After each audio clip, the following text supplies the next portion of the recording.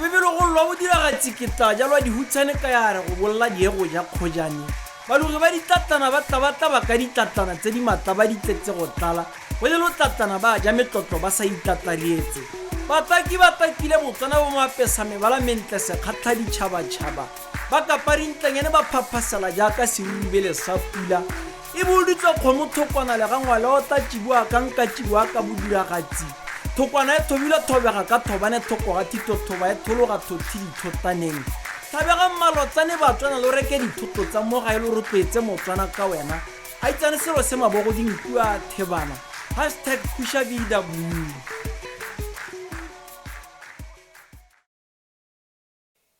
Thank you very much. As highlighted, we convene here as part of a great initiative that was started in the year 2018, PushaBW. I believe for the non-colloquial, it will be Pusha Botswana or Pusha Botswana products. This is an initiative that was introduced by the Botswana Investment and Trade Center, truly premised on a paradigm shift, and I would say even an obsession to deliberately grow local products, local services, and all other elements that are meant for trade that come from this base. So it's a clerical call for us to jealously guard that which we produce, that which we provide to the world, for us to grow and go to the world. And to highlight that, and actually even mirror, I believe, the current government's great initiative, we convene under the mindset change pillar to say, how do we change the way we do business, the way we deliver services, the way we empower business, the way we support business, and the way we scale business? That is the conversation that today's program aims to pave way for, highlight, and drive. So, ladies and gentlemen, kindly allow me to welcome to the podium our host, our convener, the Chief Executive of BITC, Mr. Kilutusitse Olibile, to give us welcome remarks. A round of applause.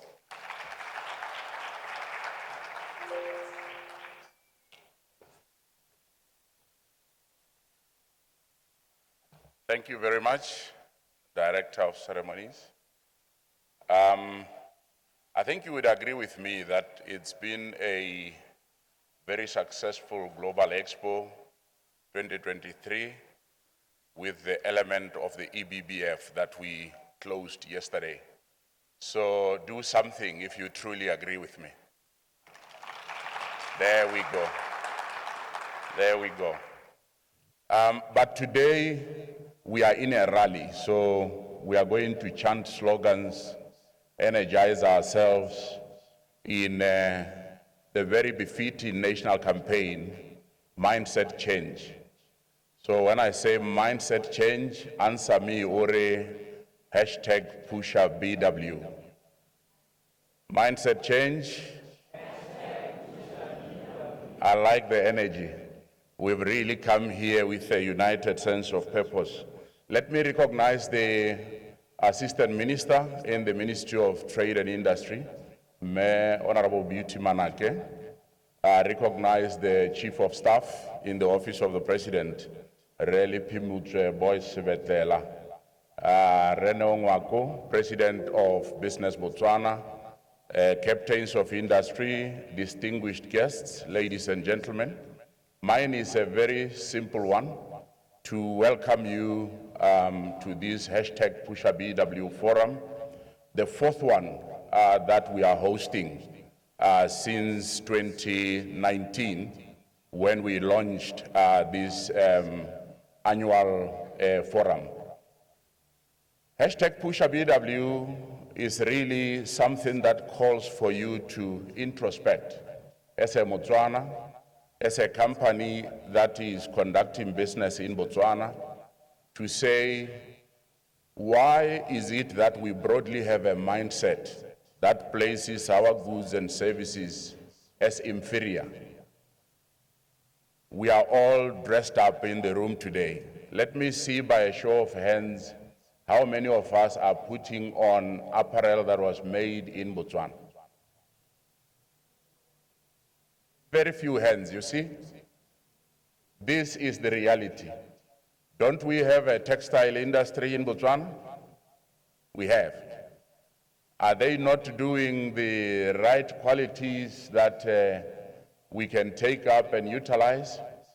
So this is exactly why this year we've decided to align this with the Mindset Change campaign to say maybe it's a mindset thing that we are not enabling our own. And Re Sebetela will be coming to speak in a lot of detail on what the campaign is all about and where we really need to start impacting. Through the hashtag PishaBW campaign over the last few years, we have seen some very positive responses. We've seen the local retail chains beginning to list our local products.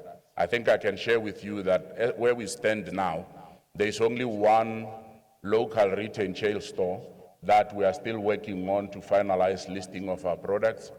We've even gone on to advertise in these stores to say, when you enter, local products can be found in this corner.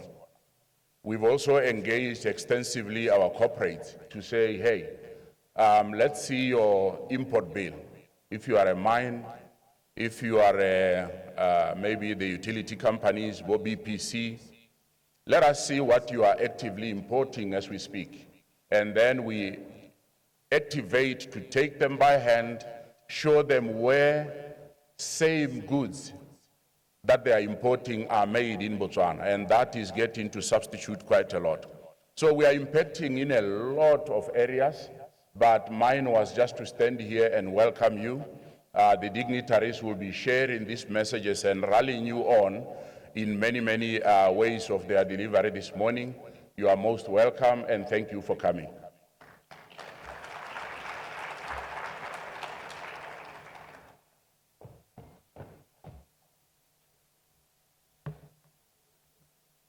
The question about the local apparel was a very awkwardly answered one. Can we see those hands again? Okay, let's try. Okay. So I'll just show off a little bit. This is a brand, I believe it's called Collections by BK Proctor. And I'll tell you just a little short thing, right? So it's owned by a young Motswana who aligned with the mindset change. He used to be I would say used to be a musician, because that's how we were introduced to him. And then decided to pivot, right, to developing apparel. Today, this is probably one of the best quality shirts I have in my wardrobe, competing there with the likes of Polo and everything. So I think a round of applause for Mr. BK Proctor. I don't know if Collection by BK Proctor is exhibiting here, but I truly hope they are. You may find them, and let me plug them. You may find them not so far from here. There's a mall. I believe it's called Fairgrounds Mall. It's about 1 kilometer or 2 from here. They are downstairs when you get in, and you can get yourself a Collection by BK Proctor. We're going to do that. Yes? You're not convincing. I know half of you, so I'll ask. Fair enough. Thank you very much, sir. Thank you for having us. And thank you definitely for that call and that chant to say we need to be intentional in our drive to actually empower and buy local. Because if we don't, who's going to do it? That's the question I'll be leaving to you to answer. So to take us through a journey over at a policy level, if you may say, about how this campaign really helps us develop this country, I'm going to ask you to rise as we do welcome the Assistant Minister of Trade and Industry, Honorable Beauty Manake, to the stage. A round of applause, ladies and gentlemen. Botswana, we used to grow cotton in Pandamatenga. through the Masedi farms, which was Botswana. It's a conversation that we always talking about Le Resebetel. It's a debate that we always have in Le Resebetel. We had mindset change and vision then. Had we continued with that, where would we be? We would be talking about a true apparel ya Botswana. We would be talking about the right rules of origin. Cotton is okay. Do you know what we are actually struggling with right now? Some of the challenges that we are facing in the textile industry. Hence, we are failing in the uniform business. So this is a challenge to you before you come to stage in terms of the mindset change, where we were and where we could be, and how we should continue doing things in Botswana, and challenging everybody who's got influence in this room to ensure that through the positions that you hold, let us help diversify this country. Now coming back to why we are here today. We are gathered here today to pause and reflect on our journey to buy local initiative. Today we will continue to critically engage and explore new ways to nurture and advance this support locally initiative and couple it with the mindset change which was recently launched by His Excellency the President of the Republic of Botswana, Dr. Mokgweetsi Eric Masisi. This year's #PushaBW Forum is held under the theme, Mindset Change to Doing Business, Advancing Entrepreneurship. In this recognition and alignment with the recently launched Mindset Change campaign, we seek to rally us to change our mindsets and do things differently. Under this year's theme, we wish to appreciate how the Mindset Change campaign challenges us on how we approach business as a nation. From this gathering, we hope to challenge Botswana to change their mindsets and appreciate, value, and embrace our own locally made products even more. The #PushaBW campaign was launched in December 2018 to solely encourage local companies to seize opportunities to serve the local market and meet customers' demands. The campaign also urges local consumers to support local initiatives by purchasing local products and using locally offered services. The campaign aims to promote economic diversification and drive Botswana's economy forward by identifying and promoting and increasing the uptake of local products and services. Ladies and gentlemen, I would like to express my appreciation to Botswana for their enthusiastic response and for showcasing their diverse range of locally made products in the market. We are now seeing a demonstration of how our true potential as Botswana to sustain ourselves through the steady increase in production, resulting in a wider and more competitive range of local products and services. This has expanded the options available in the local market, making it more diverse and comprehensive. Over the past years, following the launch of the PushaBW campaign, we have seen a steady shift towards more awareness, appreciation, and support for local products and services. However, the country's import bill remains very high and stands at an annual figure of 6.9 billion pula, which is very high import bill, which we still receive from other countries. On the other hand, this also signals opportunities and a snapshot of where the gaps are, what the market is lacking locally, and by how much. So we are all enterprising as Botswana. It is a challenge for all of us to unpack the statistics, opportunities on what products to produce and value chains available to see how we plug them in. Hence, there is need to change our mindset and view problems as opportunities.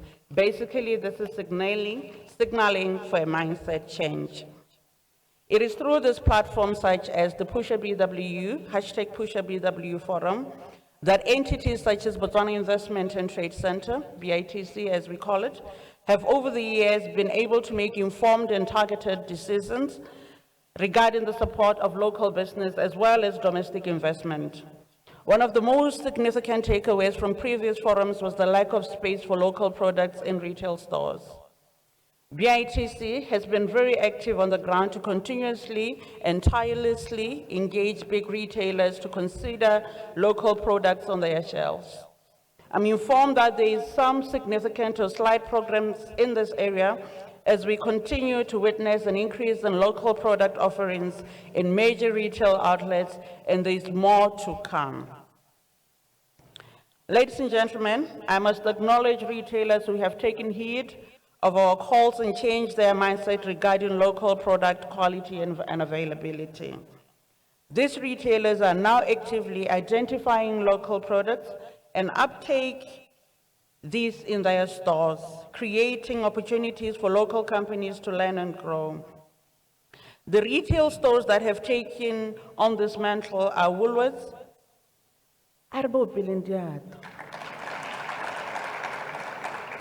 Square Mart, Spar, Choppers, and Trans-Africa. Some of these retailers, thank you. Some of these retailers have invested further in helping local companies develop their products to their required standards. More retailers continue to warm up to the BITV engagement to enlist local products, and we also encourage and commend them for their commitment. Another notable success is the engagement with corporates to rally around the hashtag #PushABW campaign, and where possible, buy the used local products in their operations. More and more companies are setting up citizen economic empowerment programs in response to local buying. It is through such outcomes that I remain confident in growing commitment and continue to witness from individuals, businesses, and institutions to support the government's effort towards growing our local capacity in producing goods and services. It goes further than that through the hashtag #PushABW. We also directly address the national challenge of unemployment and drive citizen economic empowerment. This campaign impacts positively and extensively on the lives of Botswana. However, we still wish for more. As I conclude my remarks, ladies and gentlemen, the mindset change mantra states that "Ari change maikutlo, maitsholo le dikakanyo." I urge all of us here today through this engagement to change our mindset. Let us apply new thoughts and approaches as we chart a new path, continuing to strive to do things differently and embracing change. This will go a long way in advancing entrepreneurship amongst locals. Last night we had the Polish reception dinner, which was a G2G, government to government, and a B2B engagement. When we were there, we met Chef Seleto. And we challenged Chef Seleto to say we would like to see a Botswana plate, a proper Botswana plate, especially in the tourism sector. We want people to come to our country to also enjoy our food and know our food. We challenge that this is, when you come to Botswana, you come to Botswana wholly. You don't bring in and import Western foods only. So we've challenged them and would like to also see bozengwe, bomabele, in their different, how they will actually be cooking it, which apparently are very nutritious, being served in the tourism space. And also, as right now we are enjoying the croissants, as we always ordering them, would like to see this food also dominating the global food space. With those few words, ladies and gentlemen, allow me to reaffirm my ministry's commitment to pioneer citizen economic empowerment programs to ensure that local remains relevant and empowered to compete. Ke a leboga, a re change megopolo le dikakanyo gore re fetole seemo sa dithoto tsa mo gae. A pula e le nele.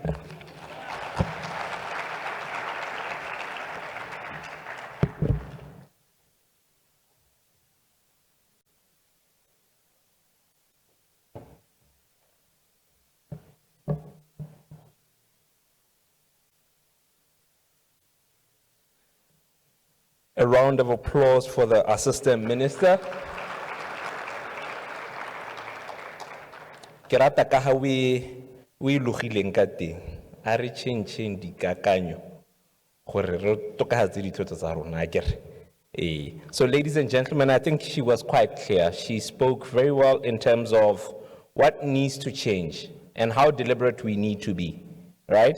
With some very specific examples and challenges to my next speaker and the rest of us. So thank you very much for that address, Assistant Minister.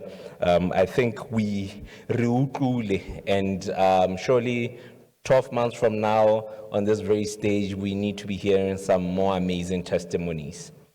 Ladies and gentlemen, as highlighted, our theme for this year is mindset change. And I think you've heard a lot of those two conjoined phrases and hashtag for the last week. It's something that is quite clear in terms of what we need to do.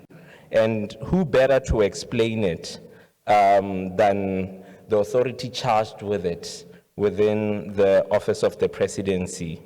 Allow me to introduce and welcome to the podium the Chief of Staff in the Office of the President, Mr. Boyce Betela, to come and unpack the Mindset Change campaign.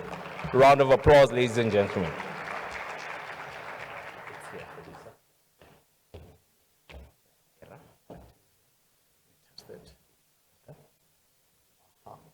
Okay. Oh, there we go. Coming. Something is happening. They will sort me out. Yes. Good morning, ladies and gentlemen. Let me get you stand the mic. Dumelambo Malebora. I have a real challenge this morning. I don't know how to speak from one place. And I haven't asked to be facilitated with one of these movie mics. But I also see that my presentation is not coming up, but that doesn't matter. In the meantime, I can greet the Honorable Minister, Mema Manake, the CEO of BITC, Reg Ulibile. You know, I've been thinking Ulibile is your first name. Somebody just helped me this morning. The president, the brand new president of Botswana, Business Botswana, Re Neo, somebody who is an example, yeah, holding on to something for many, many years until you see it grow.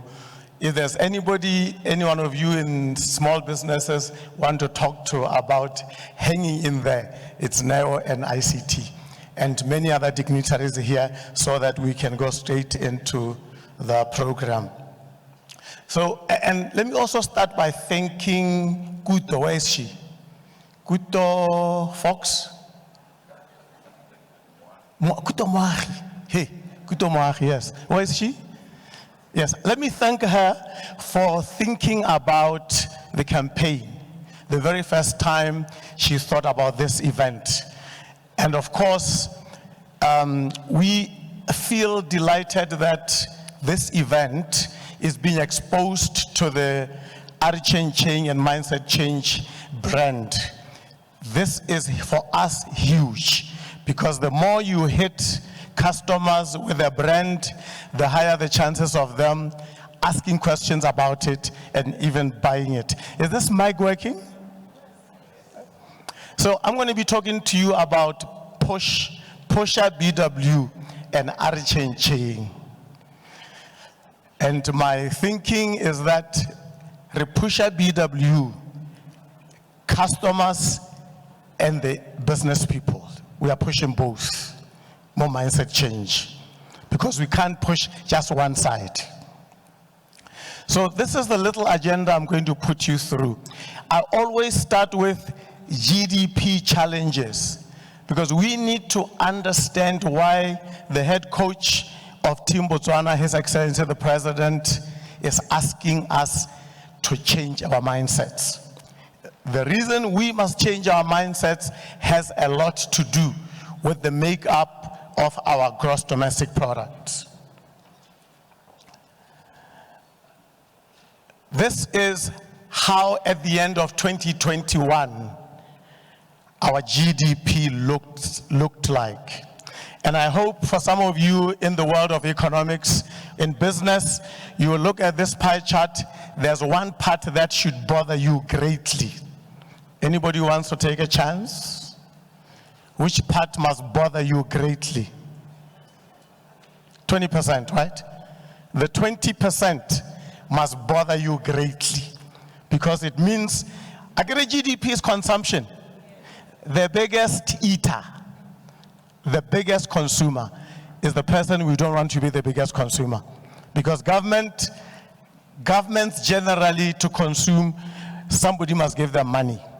So one of our biggest reasons for wanting to change the way we look at things, the way we do things, is to reconfigure this pie chart, is to grow other portions of this pie chart so that we can reduce that 20% risk. Some of you with cell phones that are connected to Wi-Fi here, if you look quickly at the proportion of public administration for upper middle income countries, you will see that we are one of the worst when it comes to the proportion of public administration. If you now move to where we want to go to, which is high income, you will realize that 20%, give or 5%. So one of the main reasons why we need to change the way we look at ourselves, the way we project ourselves, the way we conduct business, the way we conduct business anywhere in the Republic is because of this 20%. It gets even worse when you look at the makeup of our exports. And men and women seated here in business, the 67% is also opportunities. It means that we need to find a way to reduce that 67%. The good thing is that in 2022, 2023, our head coach, His Excellency the President, has been doing a lot of work to grow the 9% to a decent figure. But that's not the only thing that we need to grow. We need to grow other minerals, manufacturing, cattle and meat, services, and so on. So if you up to now didn't know why mindset change, why are we changing? We need to change the makeup of our gross domestic product. We need to change the makeup of our exports so that we can have them diversified. And the men and women here are the big players in making this possible. This is the one that makes me angry when I look at Namibia. Namibia attained independence after us, but look at the makeup of their exports and look at ours. We are exporting 80% of our exports are raw materials. And you move to Namibia, they became independent many years after us, they are below 50%. So one of the reasons why you and I need to change our mindsets, need to change the way we view business, is that we can change the makeup of our exports. One of the reasons why I like this particular representation is that it shows you that you don't have to move to capital goods or consumer goods for you to be able to change the makeup. If you look at Namibia, a big portion is something called intermediate goods.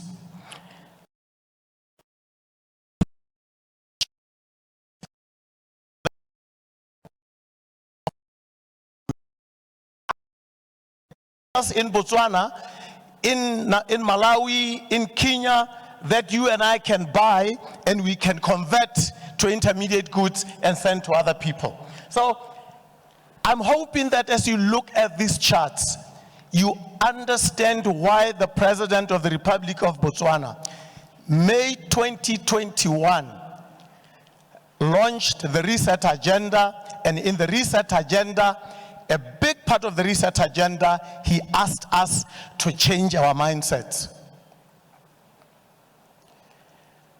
I want to spend a lot of time on this slide, but just to share with you something that you know what mindsets are. I think we all know what mindsets are. Mindsets are our beliefs, how we project ourselves, how we interact with the environment around us. Some use more difficult words like paradigms, but mindsets are how the belief system that you have, which determines whether you are going to be successful or you will not be successful. At point 3, we share with you the leading indicators in the first 12 months of the campaign.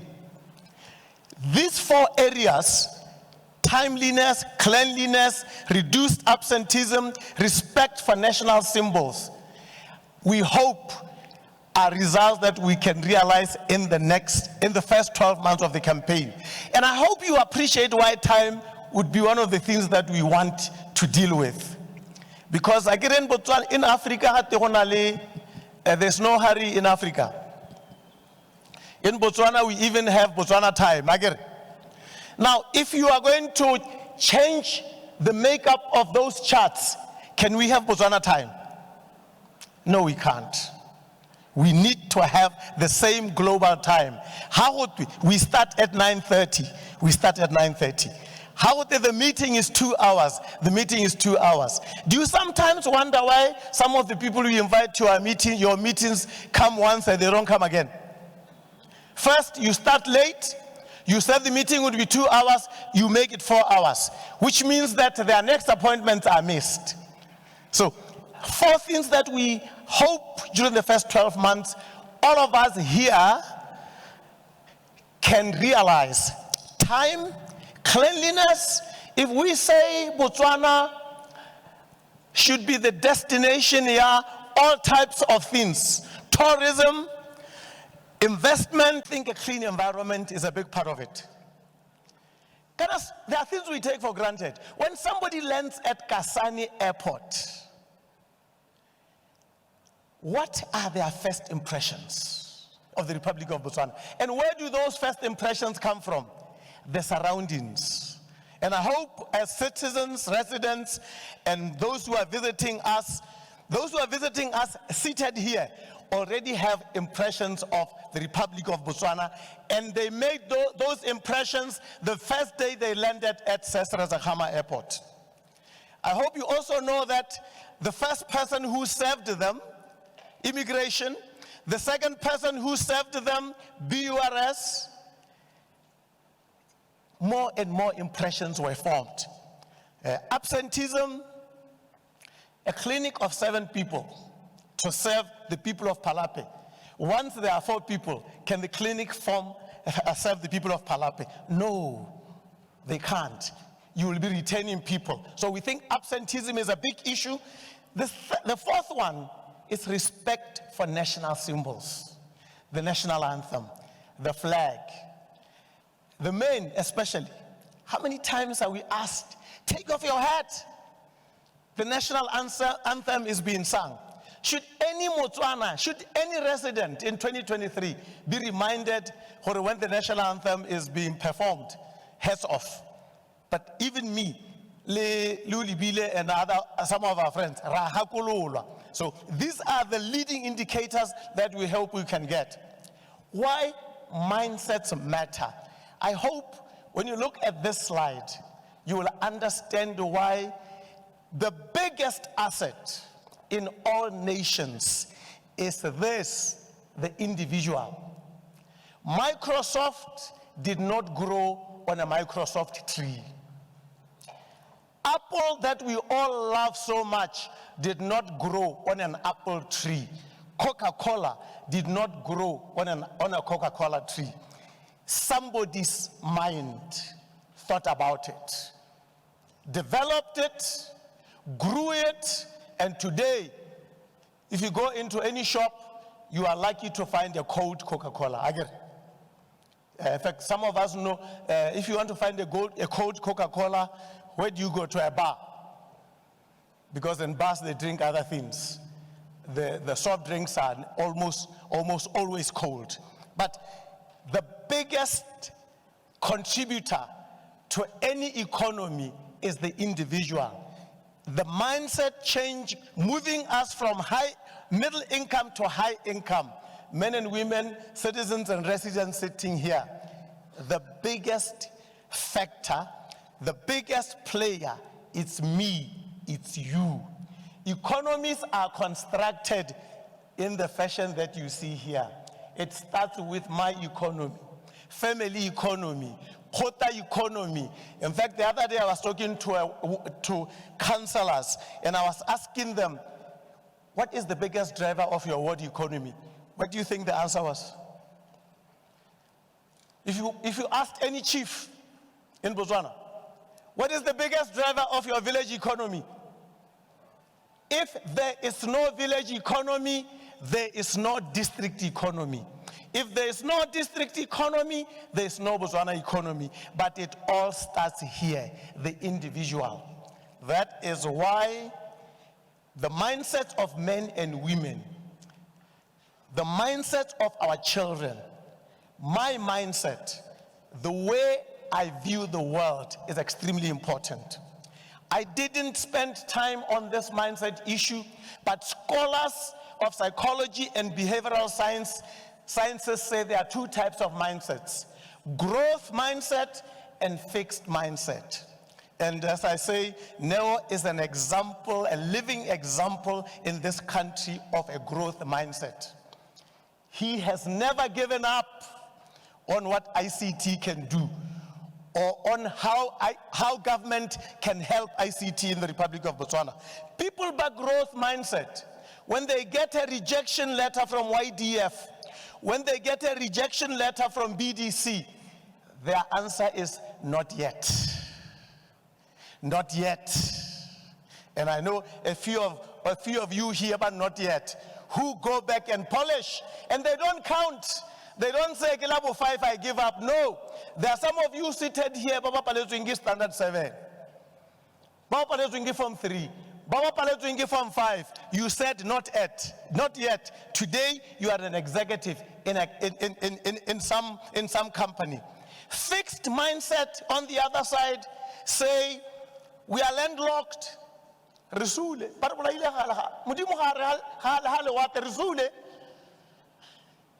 Those who have growth mindset say, we are linked all the way up to Morocco. And Morocco and we are linked even closer, South Africa and Namibia. So it starts with the person. Mindsets are critical because they are the creators of the first wealth in individuals.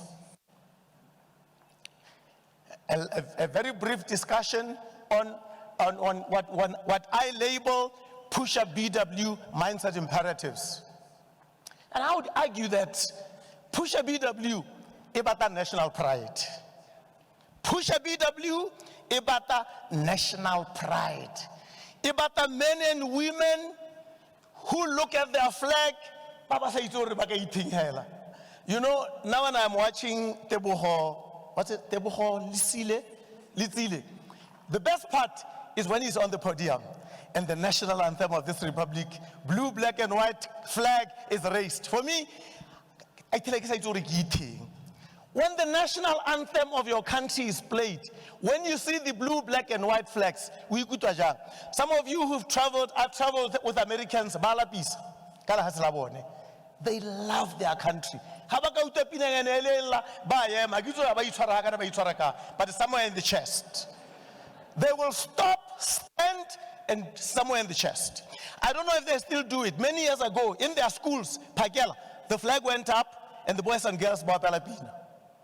Should we perhaps start doing that so that our boys and girls can grow up with this pride? But I want to talk a little bit about Dijon. The minister took it away from me, and you talked about it as well.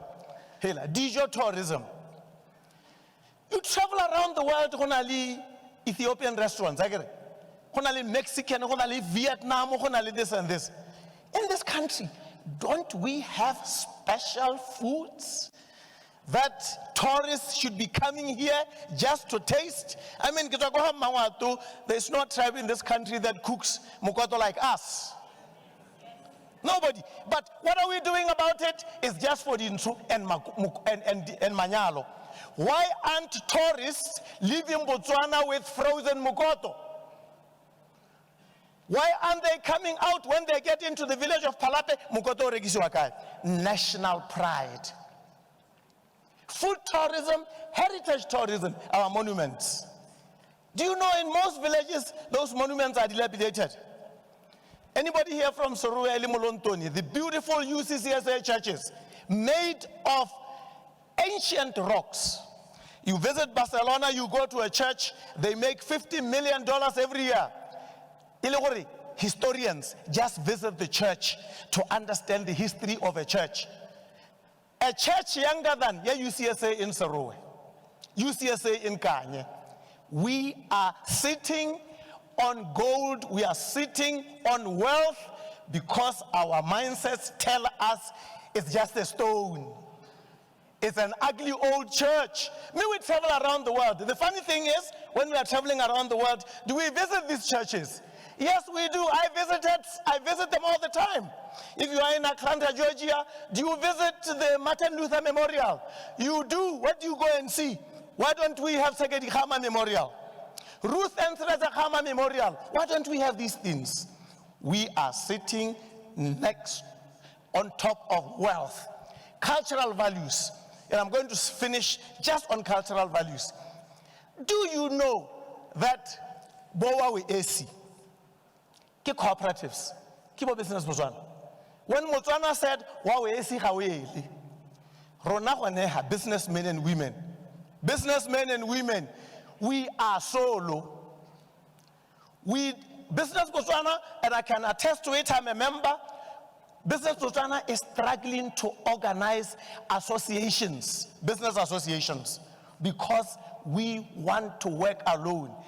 Our cultural value, which the president says, Arichenchen says, Wawesi, meaning you are strong when you pull your resources together.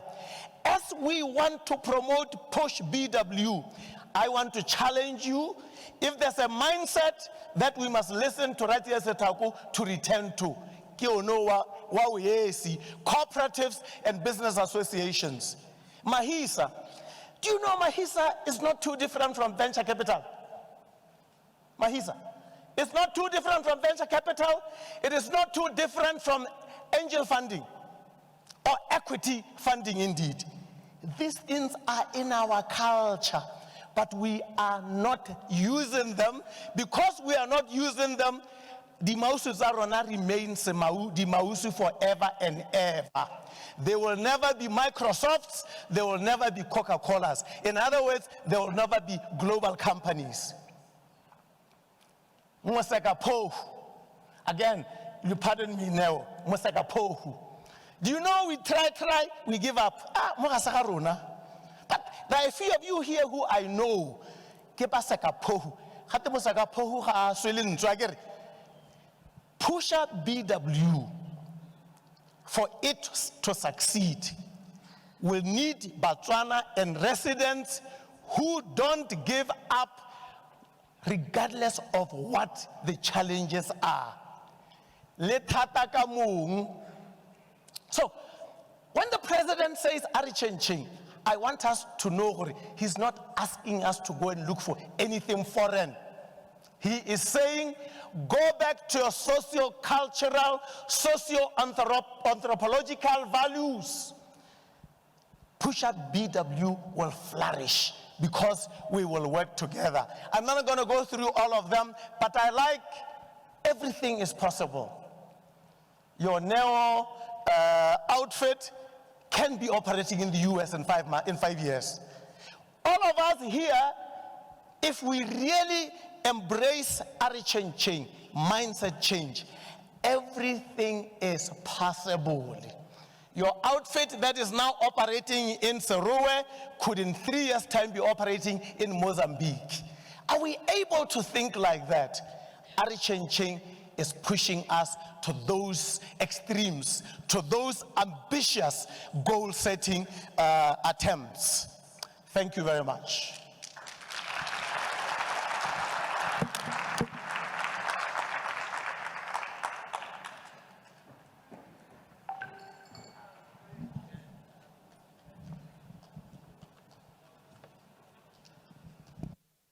The man is passionate about the mission. A round of applause, ladies and gentlemen. Thank you, sir, for that presentation. And just a key note here, the growth mindset and the fixed mindset narrative.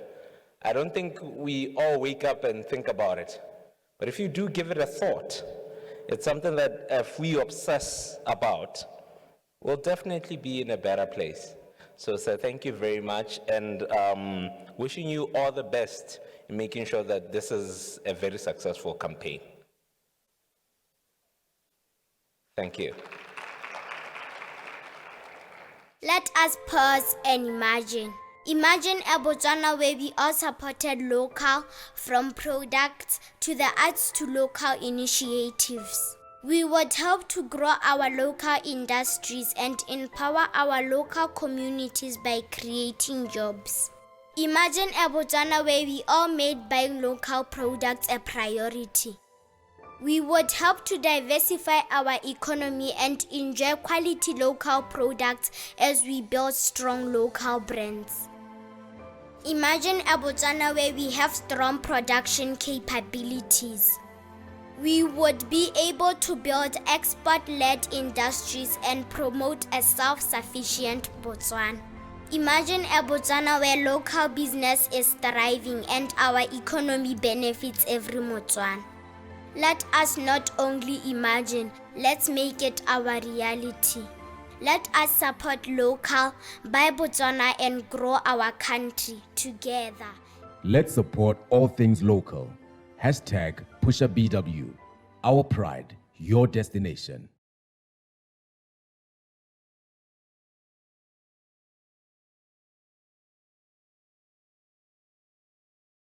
Of the people in the room.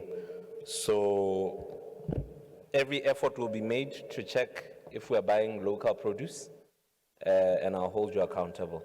Is that a fair deal? Really? All right. No, great stuff. Now, we're gonna swiftly move along in our program. I'm going to discuss intent, citizen economic empowerment at a corporate level, right? I think some have come to call it SEEP. I'm seeing quite a few people who are tasked with that. How and why should business and corporates think and work differently to achieve SEEP objectives to grow local business? That is our next panel discussion. Why is it important? We have quite a bit of jam-packed panel that's going to speak to that. However, I think as we saw in Resebetela's pie chart over there, in terms of moving from public administration being the economy, as you would have seen, we need to look at our procurement processes internally and see how is it that we can be intentional in actually changing the narrative and empowering our local companies. Now, to come and facilitate this program, I'll start by saying she's an exceptional human being and lady with over 15 years experience working locally, regionally, internationally, I might even highlight continentally, if it was a word, as a strategy and consultant in the trade and business development space. She holds a business administration degree. She also holds a master's in business law. She is the CEO of the Business Crawl and a trade policy consultant. She will be our panel host. Her name is Neo Caselo. Can you kindly give her a rousing round of applause as I welcome her to the podium? And she looks exceptional. A round of applause, guys.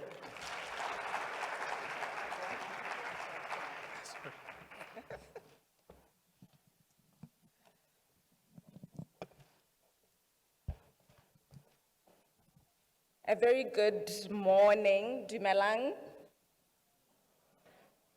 Dumelang. Thank you, that's pretty much better. Mudiri, please allow me to stand on the protocol that has already been established.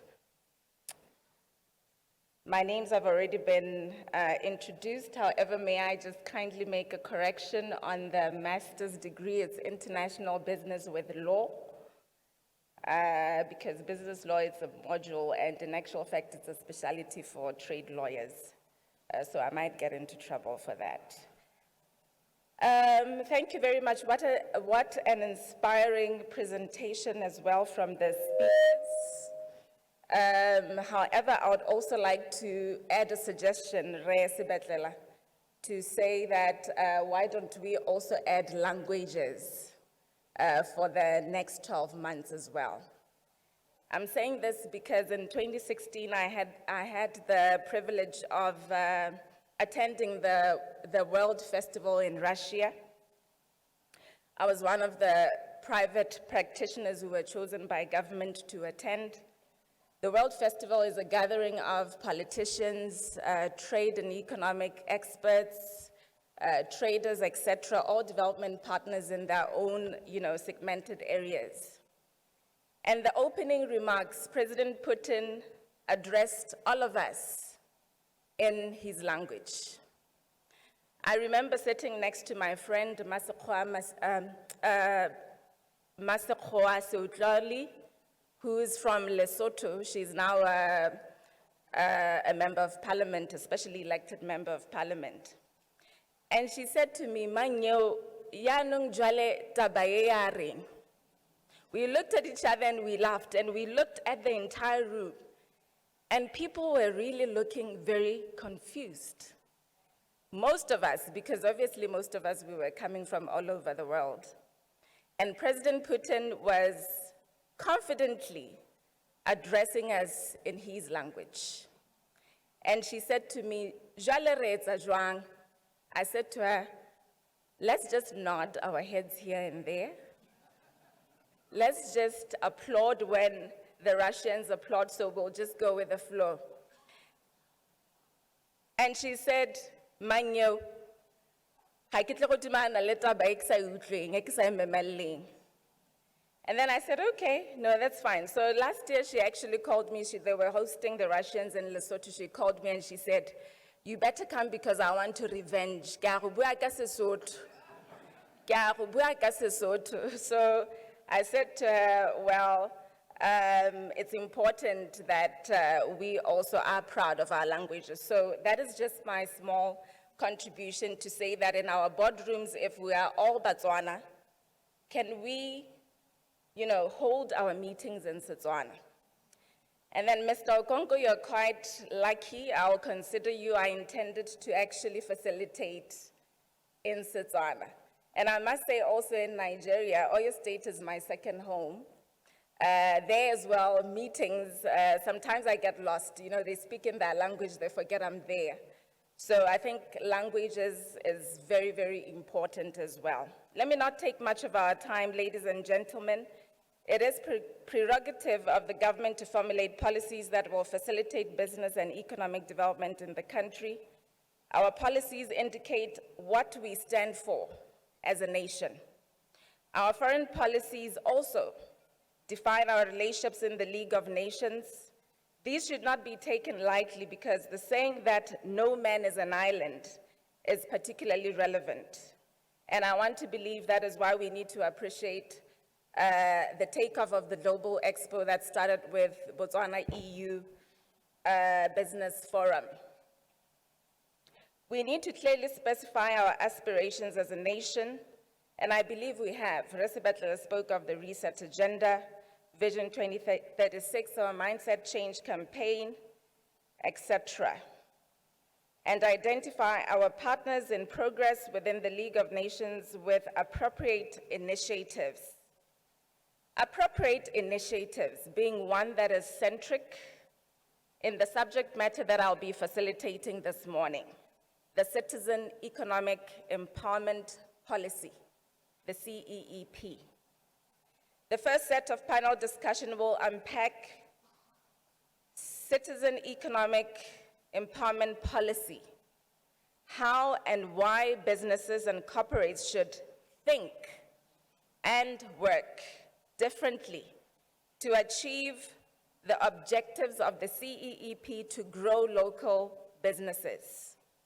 Resibatlela has already done our job a bit much more easier through his presentation. We already have a highlight of how the future has potential of being like for us as entrepreneurs.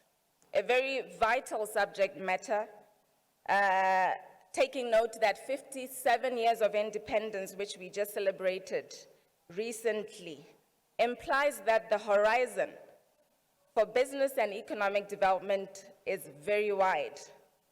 The plethora of policies, yearnings, and aspirations of the people will be no avail if we do not submit ourselves to accelerated approaches and a mindset change in the manner we have been applying ourselves throughout. The minister said throughout, our corners of influence and implementation. I have a colleague who often says,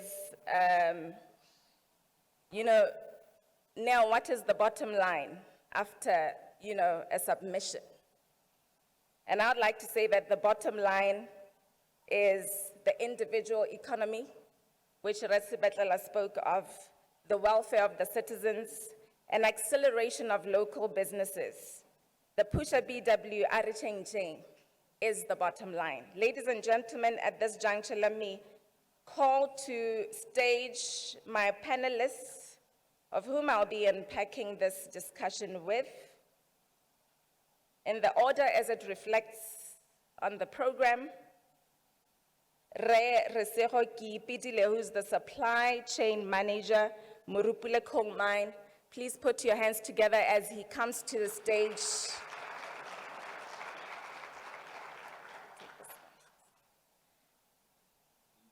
Re Medla Masire, the managing director, Okavango Diamond Company. Please put your hands together. Mr. Prince Ugonko, founder and chairman, the Trazini Group of Companies at Nigeria. Please put your hands together for him. Me Zinzi Litsididi, Business Development and Sustainability Director, the Neo Hub. Put your hands together for her. Even more, because she's the only lady amongst, please. Thank you very, very much. Our time is 10:20. Our discussion is to take 40 minutes at the most, inclusive of your input from the floor. We're going to stick to time. And I totally agree with Resibetlela on the time issues. We really need to improve there. Right, the first session, it is just to perhaps just give a, opening statements to our subject matter,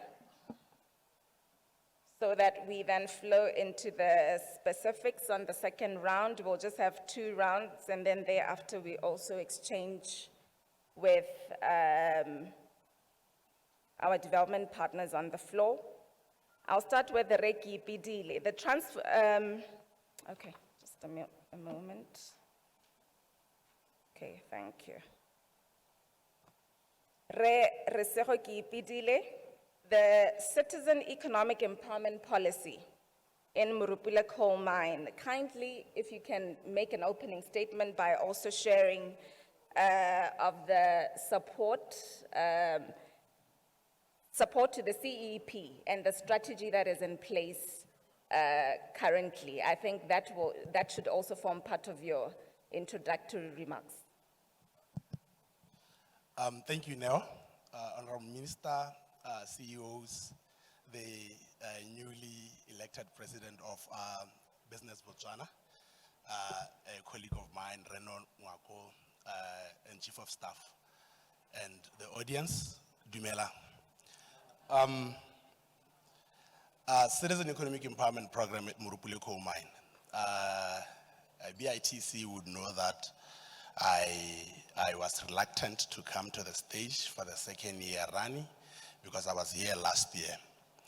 Unfortunately, we had one of our beneficiaries who dropped off ill, and I replaced him. We started our program and set up our office in May last year, 2022, at Murupule Coal Mine. And what I'd say as a highlight is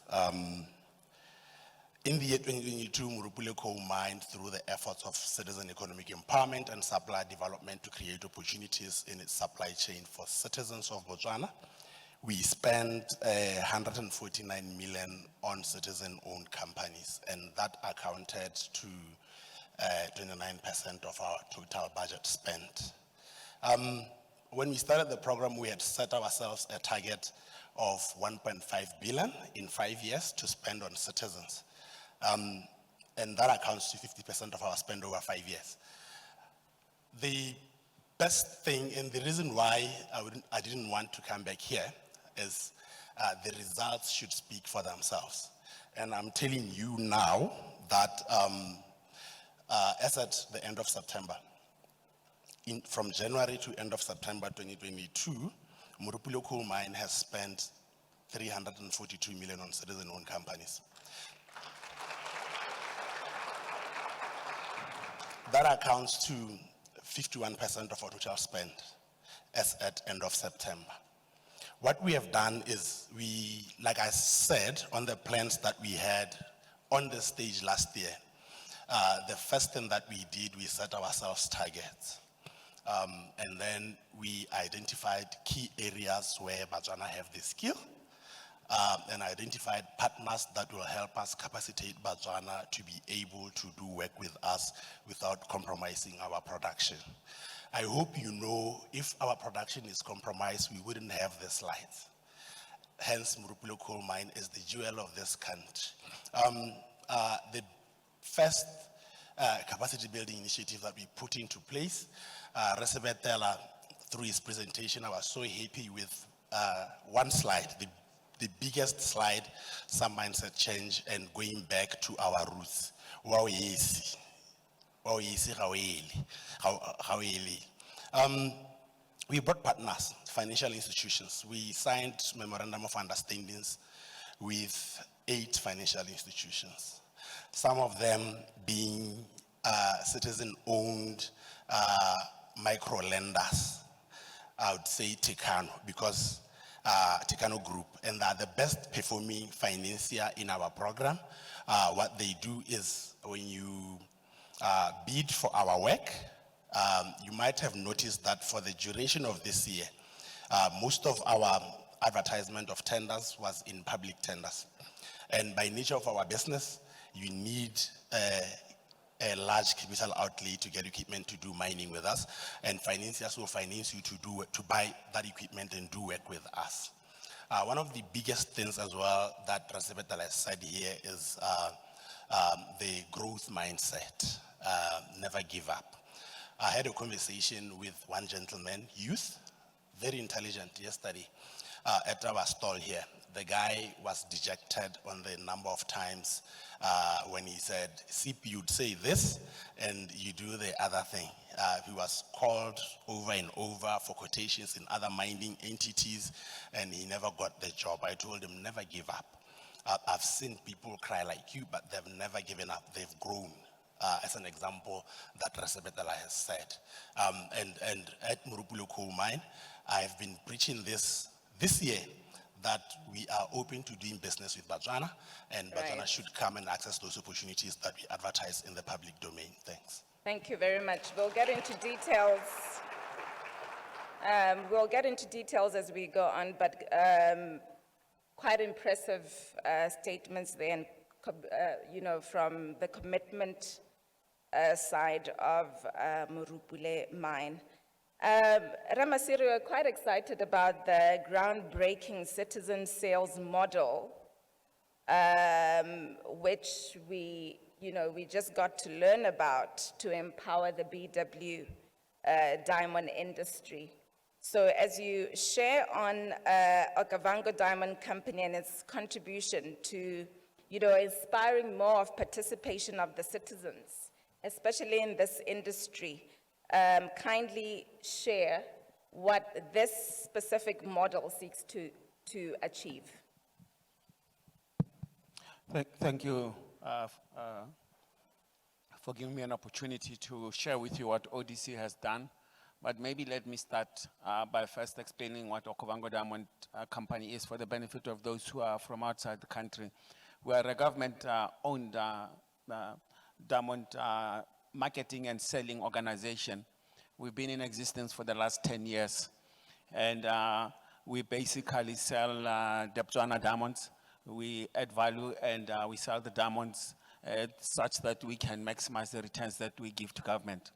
If you take where we started, in first year, we were selling diamonds at 95 million US dollars. And last year, we were at $1 billion US dollars. So that shows that in the last 10 years. So we sat and said in the last 10 years, the Botswana government has been trying to get citizens involved since the relocation of the BS from London to Botswana. But we could see that there's not much traction on the ground.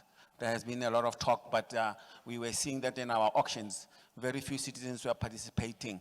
And more importantly, very few were successful in actually winning the bids, the diamonds themselves. So we decided that we needed to do something different. And this was the shift that changed. And we came up with a new initiative and said, we are going to do something that is deliberate. Because we identified that for us to succeed in this, we needed to do some changes in terms of the approach. And we decided that first of all, we needed to engage with the affected parties and find out from them what it is that is preventing them from successfully participating. We had always made an assumption that the challenge was finance. But to our surprise, when we started engaging in depth, we found that it is not just finance, there are many other factors. In fact, finance turned out to be one of the smallest challenges rather than the biggest challenge. So we then decided that after we had engaged the citizens and we had done a survey with 2 workshops that we had before, we identified that there were about 3 or 4 things that were very important. First of all, it was the price, access to the goods, how much it was costing them to get the goods. Second of all was access to the goods themselves. Third of all was the size of the packages that we were auctioning at. And then we decided that, okay, now we seem to appreciate where the problem is. We identified that there are 3 groups of people who wanted to do business with us. There were those that are called the passionate ones. They were very excited, but they had very little experience and some of them had no finance. Some of them were not even sure what they wanted to do, but they were excited. Then we had a group that had good ideas, had good business plans, but did not have access to finance. And there were those who had the money, but they were needing security, and their biggest problem was the cost of acquiring the goods, but they didn't need the money. So we then devised the mechanism, which we then called it 3E, 3P. Yeah? 3P, 3E. Let me explain where the 3P comes from and the 3E comes from. This is in discussions with the citizens when we identified what it is that they need in order for us to be able to better service them. Number 1, we said it's the price. They said we are competing with international participants, some of them with more than 50 years experience or 100 years experience in the diamond. It's unfair. We really can't beat these guys at their own game. So that was the first thing. So the price was too high in the auctions. Number 2, they said, even when you have money, you have packaged your goods tailor-made for manufacturing industry. So your allotments and packages are too big. So when I have a little bit of money, I can't afford them. They are just too big. So that was, again, a message that we took to heart. And then thirdly, they were saying to us, the goods that you are on offer and the way you have mixed them don't necessarily suit our needs. So those are the 3 areas that we focus on. So we said we have to address the price, we have to address the packaging of the goods, and so on. Then we said so what have we done? We've done exactly that. We created a citizen-exclusive tender process so that they bid amongst themselves, number 1. We are not subsidizing it. We are not giving them at a reduced price because subsidizing it is actually going to kill them. What we have created in our language, we call it a nursery or a crash. before they go to the big school. You'll know when you used to go to crash, going to primary school was the big school. So now we said, if you want to play, we will put a portion, a very small portion of our goods for citizens exclusive tender. So the citizens can fight amongst themselves. What does that do? It gives them experience of the industry. They start to build connections with the international community. They start to learn how the diamonds are distributed. They get to know the business. By the time they move and compete with the bigger players, they are at a better level. They are not starting as amateurish. They are now starting at a level where they are young professionals, let me put it like that, in the industry, as opposed to thing. So Thank you. basically, that's what it did. And the benefits is it creates entrepreneurs, diamond entrepreneurs. It empowers citizens to participate in the diamond industry. And it, in longer term, it will create employment. Thank you. Thank you very much. Can we give a round of applause for these very exciting developments, and as to if our traders are ready to tap into such? That is another question which I'll actually ask Zinzi to help us on, the readiness of our traders to be able to participate on these kind of projects. Mr. Okonko, you are a very renowned entrepreneur, the son of the soil, of course, in a very giant economy in Africa, giant in terms of, the market size, obviously the GDP. Nigeria is fairly, a diversified economy, even though there's still, dependence on oil, but, it's coming up well. Your take on citizen economic empowerment. It's without a doubt that, it is very important to solidify, the quality of our traders and accelerate domestic players. Having to tap into, insights from you and just, your views with regards to how imperative it is to solidify our domestic players. Thank you so much. Dumelang. Dumelang. He deserves a round of applause. He does, he does. Our story in Nigeria is a bit different. And having heard from the Chief of Staff, while he's speaking, I was also fired up. This is a vision for Botswana. You can see a man speaking with passion. This is what he would desire of Botswanans. Our story is completely different because in Nigeria, we Nigerians participate and own and operate 95% of the businesses. Absolutely true. 95. Absolutely. So, when I arrived in Botswana, I knew that not only that we are coming to invest, heavily, my company in Botswana, we're coming to also work with Botswanans and take them up to where they belong, 95%. The foreigners, the EUs, the Americans are 5%. 5% of all the businesses, in Nigeria. That's why someone like me, who started a small company with 15 people, including my wife, in 1999, by 2020, I've already myself employed 760 people. And I grew a business that started from the crèche, the kindergarten. I don't know what you call it here, Honorable Minister. Is it kindergarten? That's how I started my business. And today I am on the primary platform on Nigerian stock exchange. And Nigerian stock exchange is the largest stock exchange in Africa by share capital, and by money index. So I have grown my business where I'm on the primary, I'm on a primary level in that stock exchange. And this is the business that I started by myself and my wife. So the coming to citizen engagement and involvement, but Botswana, it's no brainer. They have to rise. They must rise.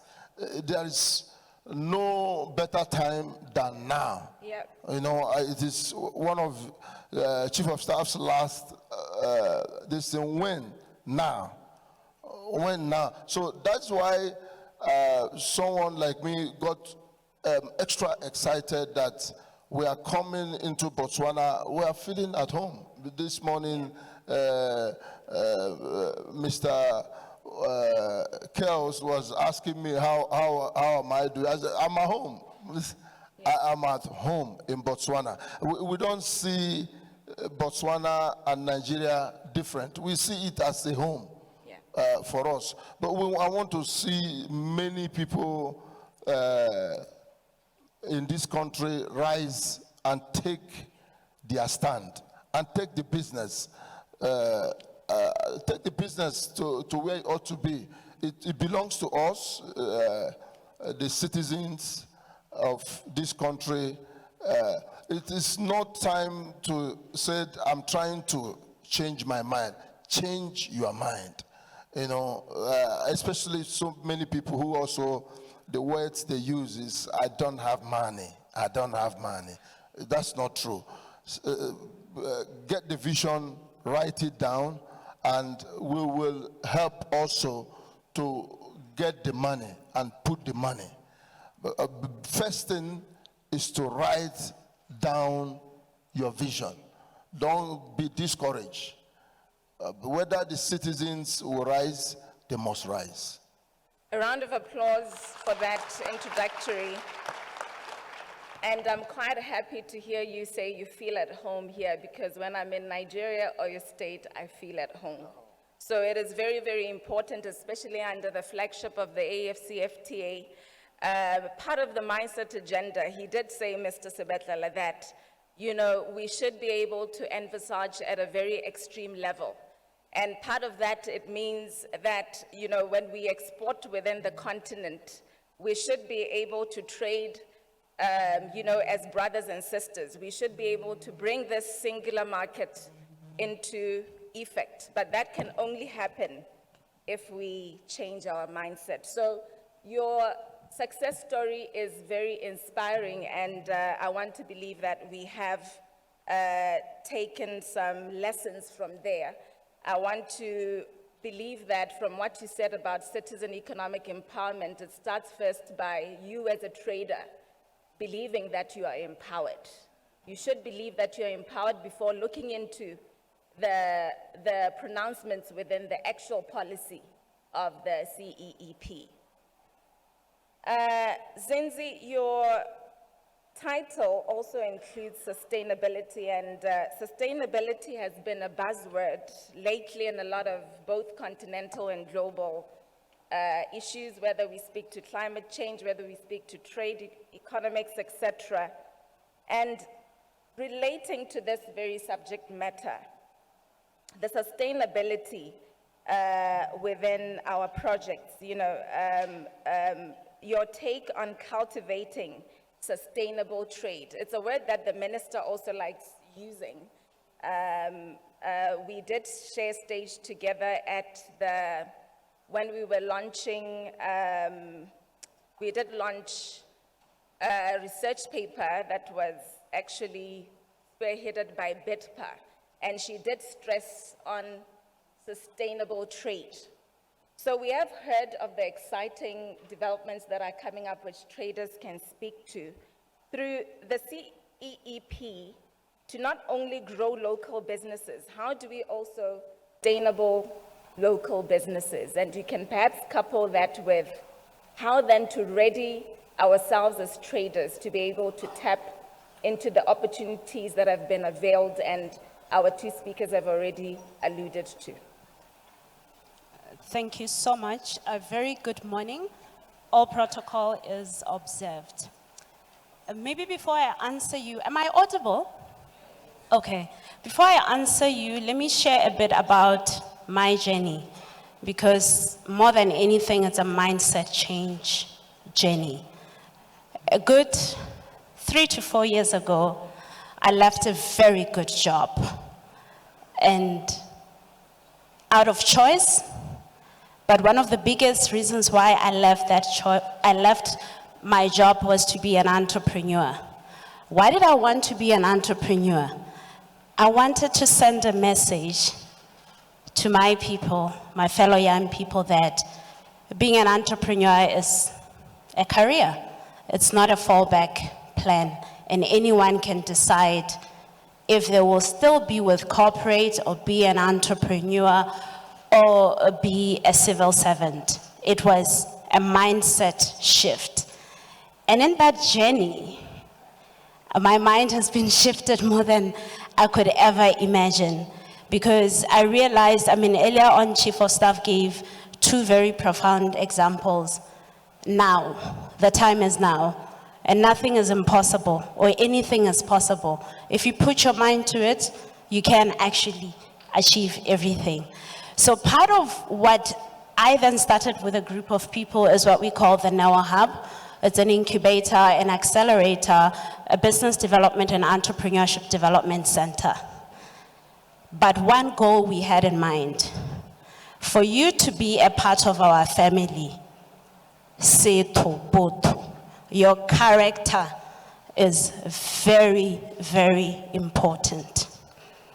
You may have the best idea that will shift and change the economy, but if your character is not intact, we may not go far.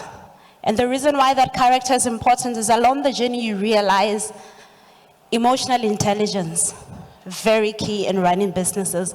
I'm sure those that have been in the business for long will tell us why those qualities are very important. Issues of having a shared value, and which is where I come to in terms of the readiness and how you can prepare to trade. Have a shared value. There is no organization that would want to do business with somebody who does not have a shared value with the organization. Partnerships are very important. So it's not about you wanting business from an entitlement point, and I'm speaking on behalf of my young people because I'm representing them here, and I would like them to relate with what they need to do from a practical point of view. The opportunities are there. The SIP policy is there. Government has created an enabling environment. Corporates are there, although there's still challenges which I will allude to at a later stage. But how ready are you from a character point to make use of the opportunities that are available? And I always share the readiness with what I call the 3 sides. In your journey, first of all, what is your value proposition? What are you bringing to the table? Hindsight, insight, and foresight. Those are the 3 key things that I operate with in any business decision that I make.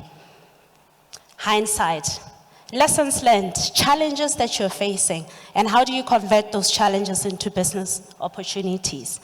Insights, the partners that you will be dealing with. What is Morupula's vision? What is Okavango Diamond Company's vision? And how can you come into that to create shared value? And then you have foresight. And the foresight for me is more on sustainability. Yes, I'm excited I have this big contract with Morupule, but what does business look like beyond my contract with Morupule? If it's a 5-year contract, what are my plans to make sure that if this contract does not get renewed, the business continuity goes on? Another major risk with us entrepreneur is what we call key man risk. God forbid if I die today, or if any of some of the younger entrepreneurs die today, it means the business is closed off. So you need to create an enabling environment within your ecosystem as a company, as a startup, to say, in the event I'm not available, there's processes and there's people in place that will take care of the business. And lastly, with that, you are not the business. People see you as a part of the brand. I'll just give an example of Vaseline. How many of us here use Vaseline? I can't be the only person using Vaseline in the room. Vaseline, we've been using it for so many years. One of the reasons why Vaseline is still relevant, word of mouth. When people value what you bring to the table, they will share more about what you bring to the table. So make sure that your value proposition is that clear. Secondly, you may not even know who owns Vaseline, but you use the product. Quality assurance. The citizen economic empowerment policy and initiatives also require us as entrepreneurs to take on the responsibility to give quality to the various suppliers and partners that we have. I could go on, but like I said, my voice is more to represent the young people and say, with a mindset change, anything is possible. The opportunities are there. Collaborate, co-create, and build an ecosystem together. Earlier on, the Chief of Staff also mentioned silos. Can we shift from silos to synergies? And while we create those synergies, we create an enabling environment as entrepreneurs. Thank you. Absolutely. A round of applause for her. Very practical lessons which we can draw from Mezinzi on having to ensure that we do tap into these opportunities and have businesses that are sustainable. Now, I'm done with round one question. I do not want to follow the usual tradition. I want to make this discussion very interactive as much as possible. So at this point, I'll also throw into the floor for contributions with regards to what has been shared, or you have a question. I'd like to give you an opportunity. We already have hands raised. All right, we have quite a number. I don't know if there are floor managers as well. We've got two, one in the middle here. Please keep your hands raised so that we are able to see you right at the far end. Indicate you first. Is it the other side of the room? Yes, okay. At the far end. At the far end, the hands are there very clearly. Please mention your name and keep your comment or question very brief, 30 seconds. I'm running out of time. Thank you. Good morning, everybody. Thank you so much for the amazing panel. My name is ICYMI Falo. I'm in the media space, hosting the RB2 Morning Show, but I'm also a capacity developer for entrepreneurs. And I want to ask the question based on the strategy of involving local entrepreneurs.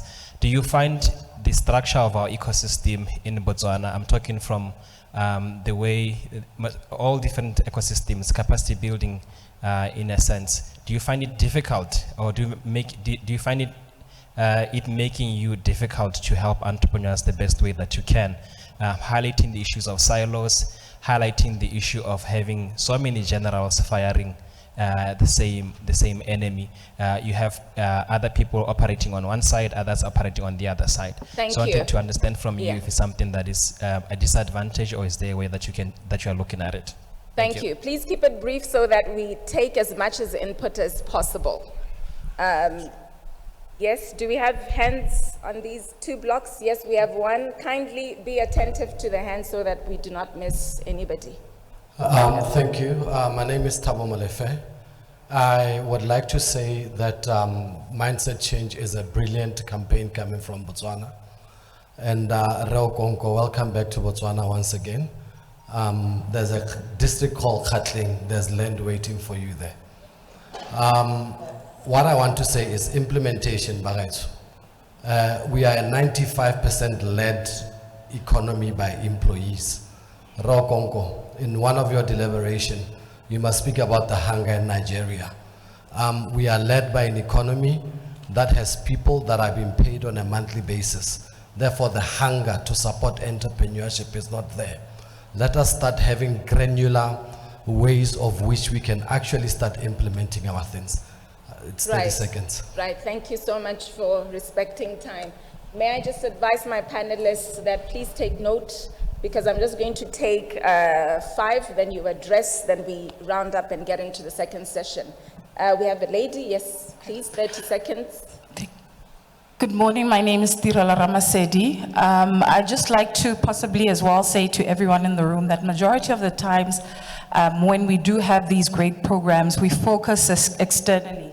And we tend to forget within the institutions to build cultures of innovation and entrepreneurship. And we must ensure that as we speak about mindset change, we look internally first to do the work so that those that are delivering the interventions have the right kind of mindset, but more importantly, the tools to be able to expedite and implement.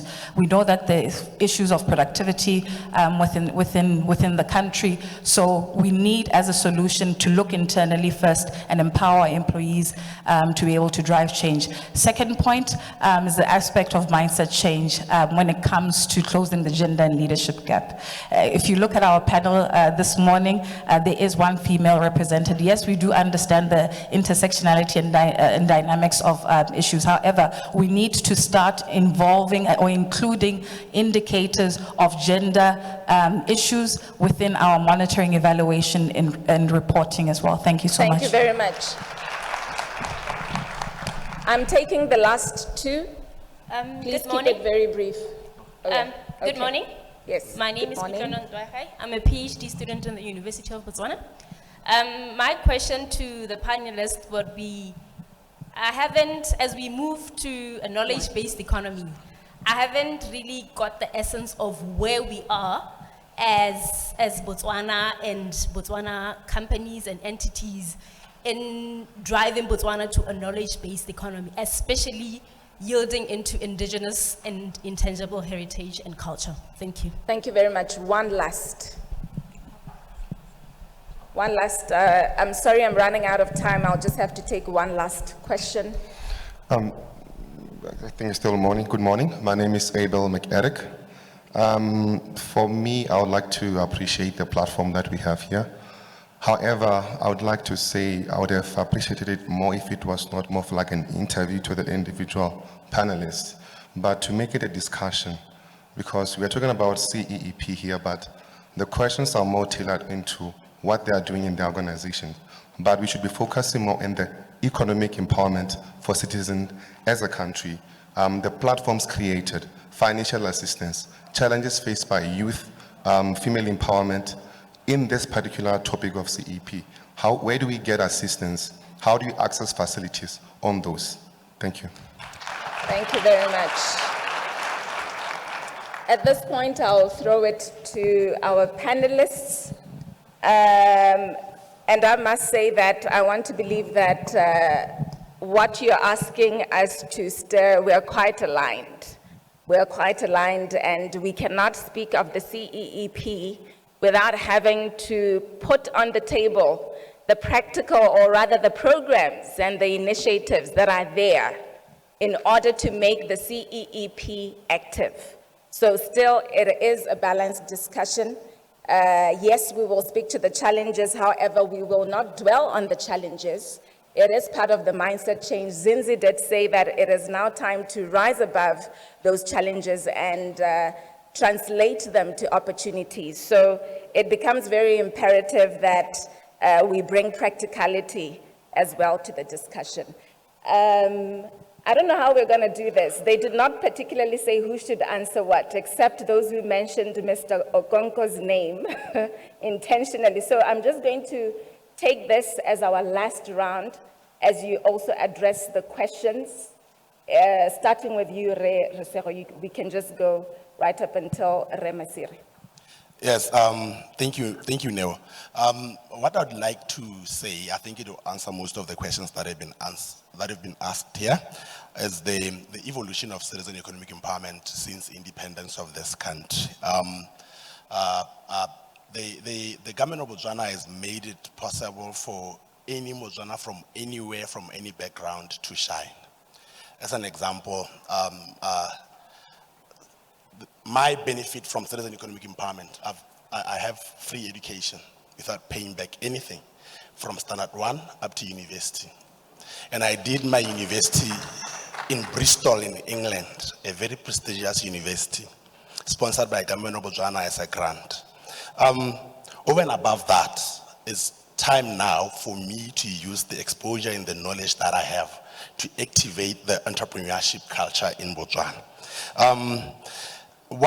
Where I sit at, looking at supply chains, I would say as corporates as well, and other corporations out there, the challenges that we faced through COVID, we need to build a citizen-centric supply chain. We spent sleepless nights to try and get parts and parcels outside the country to bring them in the country when the borders were closed. We don't want to get back there. We need you, Botswana entrepreneurs, more than you need us.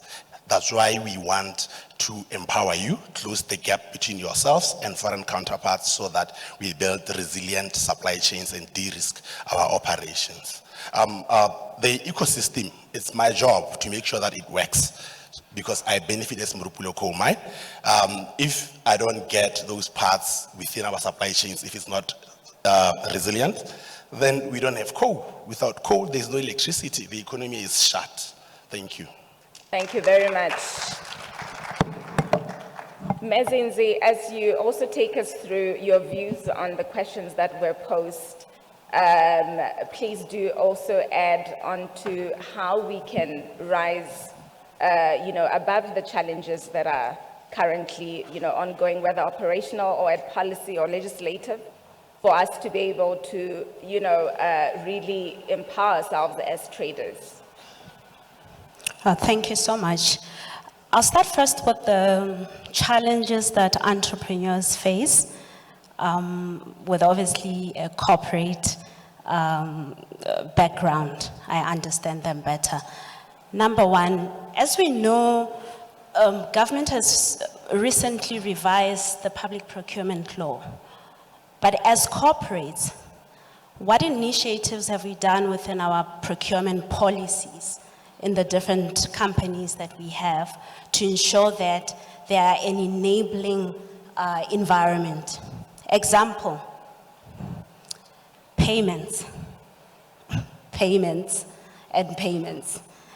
And I speak on behalf of every entrepreneur who has payment challenges, not because the payments are not there, but because, as earlier on mentioned, the mindset of employees. I think it's about time that corporates invest so much in empowering the employees that press the button to have them understand and be part of the value chain. The reason I mention this is because it's essential to recognize that 1,000 pula to a small business is a whole lot of money. So timely payments are not just about money. They are literally about survival and growth of these small businesses. You don't pay them on time, they close shop. And therefore, a part of the ecosystem is not benefiting from that. And a lot of this comes from the employees that may not either fully share the vision of leadership or they're not empowered enough to know that they are contributors to value chain of the suppliers, and whatever they do affects the person on the other line. Because as mentioned earlier, no one is doing anyone a favor. It's a shared value, Typical example, why is it not possible that if I'm supplying catering lunch for today, as an example, Why can I not be paid a certain amount upfront so I can buy the ingredients for what I'm catering for? Because there's traders who are trading products and there's traders who are trading services. But if now I'm going to force the small trader to go and loan 5,000 pula, which comes with interest, and they're going to now affect how they price the goods because they need to factor in the interest that they have put in there. So for me, a call to action to corporates to say, segmentation of your suppliers. If it's food, let's make a plan.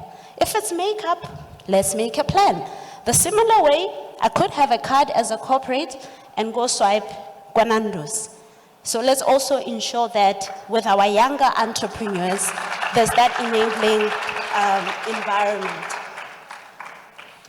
And then in another... 30 seconds, sorry. Am I done? 30 seconds. You can round up in 30 seconds. In rounding this up, there's need for patient financing for startups and innovators. What they do is not business as usual. And what they do along the way, they may fail, they may try, they may test, it may take time. So another call to action to see how we can ensure that there's patient funding that is available for certain sectors where we know they're going to need a lot of time to be able to implement this. In closing, silos, synergies. My mindset change is that I don't view Botswana as a small population being a bad thing. But I see it as a competitive edge because it affords us an opportunity to create a tightly knit ecosystem where everyone plays their part to contribute to the better of our economy. Thank you. Thank you very much. Mr. Okonko, there was a specific question from the gentleman that came in from you and your closing remarks. Thank you so much. That gentleman that posed the question and called me, he is actually, his story is an African story, the story of I can do. I mean, when I met him, I thought I came from Nigeria with him because his business and approach is pure Nigerian man. I mean, having graduated from his education, he found himself in agriculture and found himself as an entrepreneur. That's the spirit of Africa, the spirit of I can do.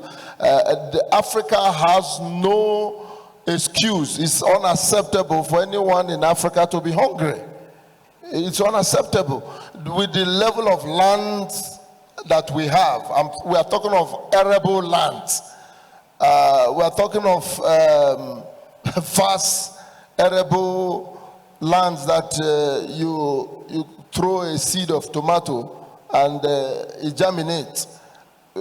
Yet in Africa, we hear about people go to bed, sleep without dinner because they could not afford a dinner. It's unacceptable. Definitely unacceptable. It's a call again for Africa to rise, for Botswanas to rise and take hold of agriculture. Agriculture, whenever I see the GDP, I see everything concerning Botswana. The case is that similar of that of Nigeria. Nigeria, we found crude oil. We find crude oil in Nigeria in 1963. Since 1963 to 2023, we've been talking about crude oil. And countries like Israel that have no single stone. They don't have stone, neither do they have oil. They are exporting food. They are exporting vegetable, they're exporting tomato, they're exporting food to United States of America in billions of dollars every year. Every year. So, and this is, it's pathetic, the story of Africa is pathetic, and that of Nigeria and Botswana is the same. So that's why we have, I accept the offer of the land. I will not reject such an offer. I'm ready. The truth is that I am ready. We are ready as a Tetrazini group. We are ready for Botswana. We are ready to partner with Botswanas. Thank you very much. In the area of growing the entrepreneurs. Thank you very much. Your closing remarks, Ramasire, and your views to the contributions from the floor. Thank you very much. Let me just start with the easiest one of them all. I think the comment about the gender and the fact that on the stage there's only one lady. Let's take the journey of Okavango. When we started, 20% of the executive were women. Now, as we speak, 66% of the executive are women. So I'm in the minority. Our staff, about 70% are women. So we are an organization that do take this matter close to heart, and we do our bit in terms of trying to do. It's really based on merit. So they are delivering. The organization is doing very well. I've already talked how the growth of the organization has been over the last 10 years and issues like that. So when we talk about, there were comments from the floor that were saying maybe we are focusing only on what the organizations are doing. I think it's important that we focus, and I'll tell you why it's important. It's important because one of the biggest obstacles is the mind change of the organization in terms of investing in citizens, believing and willing to take the necessary risk that this comes with it. So if you do not focus on the organization and you are focusing too much on policies and strategies, it's not going to get very, very far because those are well developed. I think it's very clear what we want to do. Those have long been established. One of the biggest challenges is we have not been doing enough. Take for argument's sake, the point I said, if you take ODC, our spend alone in a year, I mean, our cost, there's more than, how do you put it, over 700 million US dollars. That's about 10 billion pula that we spend.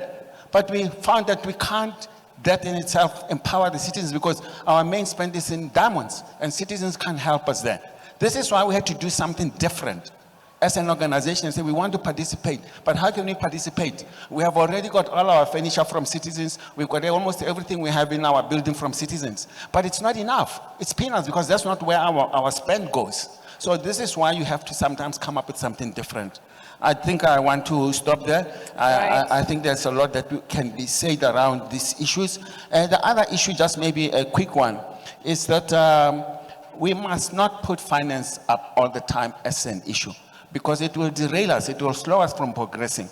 I'm saying this because, as I said, when we engage with the citizens, we found that finance was not the only challenge. And we found out that we can start the program while we haven't sorted out the financials. We sat with the financing institutions and they are willing to come to the party, but it's a risky business, diamonds, so they're a bit more reluctant. But we said we can't wait for them. So we moved on. Thank you very much. Thank you very much. Please put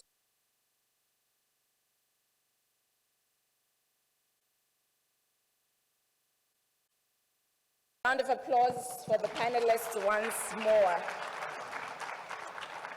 As I conclude as well, I would like to engage the Honorable Minister just in 30 seconds. Memanake, as I conclude this discussion, perhaps as we just close on the policy issue.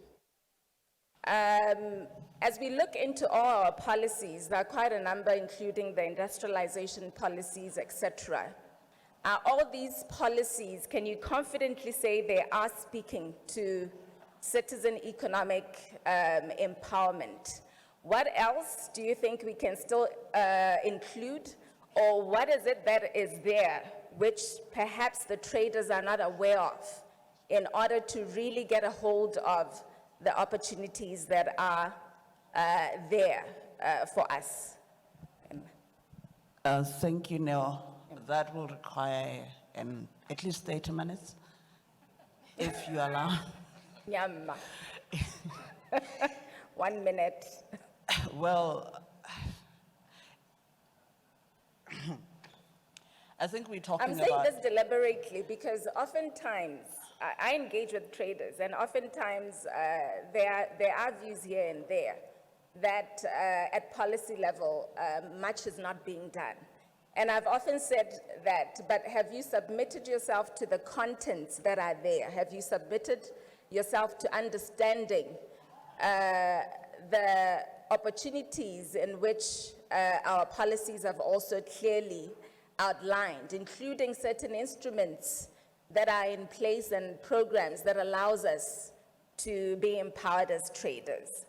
That is the backdrop of my question. I think if you look into the screen, mindset change are changing. I think plenty of times you've heard people talk about Botswana has got some very good policies, but they are not being implemented. Who is supposed to actually be implementing them? So it's the implementers who have to be implementing and ensuring that people do understand those policies. But we are here, I think Resego said something very profound in terms of unemployment, which we are saying, in terms of saying, we want this.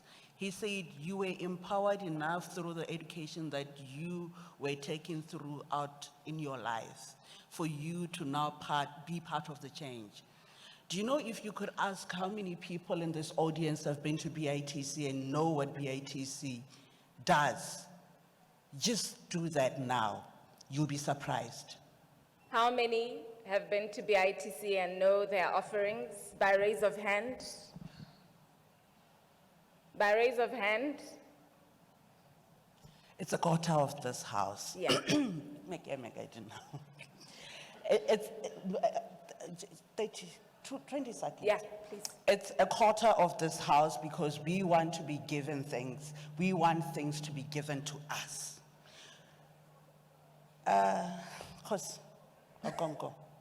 You did say that, I wish he was here.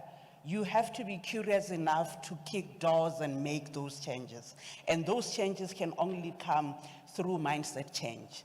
I'll give an example that we were facing yesterday, mindset change. Do you know that the AI, the artificial insemination, was introduced in Botswana in 1965? When BMC was called Bechuanaland Meat Product, I think Meat Commission, I can't remember what it was called, artificial insemination. The uptake of artificial insemination was very low in Botswana. It remains very low in Botswana. It is not a new technology. You know what happened yesterday? Something was leaked that cabinet will be going to Ramatlabanma to actually be forced to buy semen. People were fighting. People were fighting to say, where are they going there? Everybody is free to go there. But what His Excellency is trying to do is to ensure that you lead from the front. Do you know how many cabinet ministers have cows, have ranches, but have never done AI? How do I sit in front of you and actually convince you to take this technology? How many? So the mindset change is the one that we have to actually change. Nobody has ever been stopped to do business. There are so many opportunities here. We have been empowered by this government. We've been we've been taken to the most best schools, but we sit here and say we want to be spoken, we want to be told what is there. Go to those organizations, they've got a stall here. Go and ask them. This is not the time and place for us to be saying these are the incentives, these are the initiatives. Be hungry enough, be curious enough to go to all these different institutions. Otherwise, we'll never be able to change this country. We are supposed to be in 2036, which is only 13 years now. Our GDP right now is 192 billion pula, and we want it to be 449 billion pula in 13 years' time. If we continue to be thinking this way, we'll never get there. We are lucky. Everybody in this room is lucky, but our children might not be as lucky as we are. It is upon us to change the way we do things and contribute. Government can enable policies. Take your place. Thank you.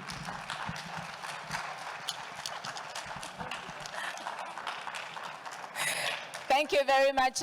Another resounding round of applause for our minister. I don't think that was resounding enough. No, you can sit here. Where are you going? Why are you leaving?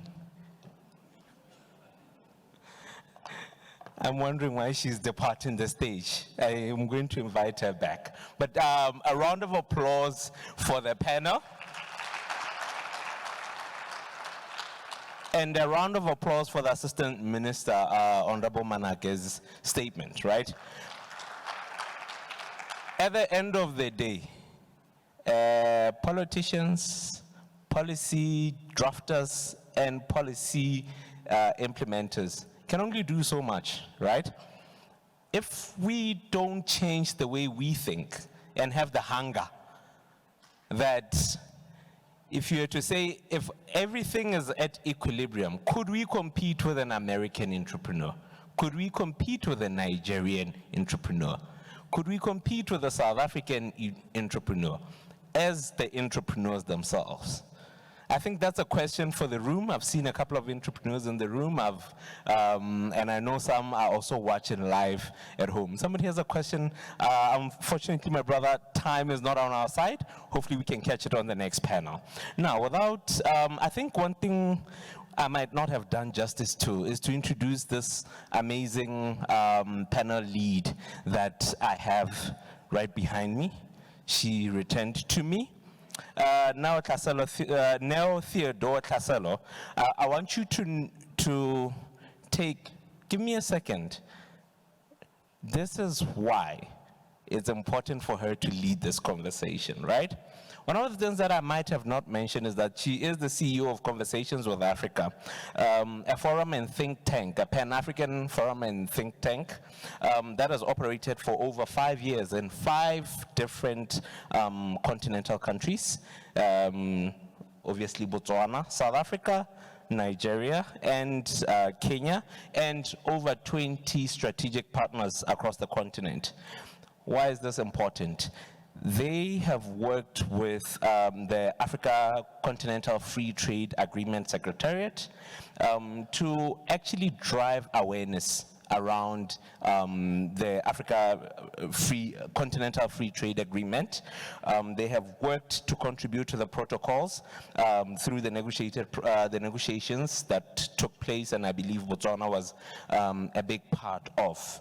Now also through Conversations with Africa is a consultant for the Africa Continental Free Trade Agreement and has done work both in private and public entities. I think this is something worth applauding, ladies and gentlemen. And by virtue of being a woman, it makes it even more exceptional, right? Are we talking empowerment still? All right. Now, with that being said, I'm going to allow Nell to introduce our next panel discussion on e-commerce in Botswana, its challenges, its potential, and its achievement. Over to you, my lady. Thank you so much. Are we audible? Okay. Thank you very much, Mudir. Okay.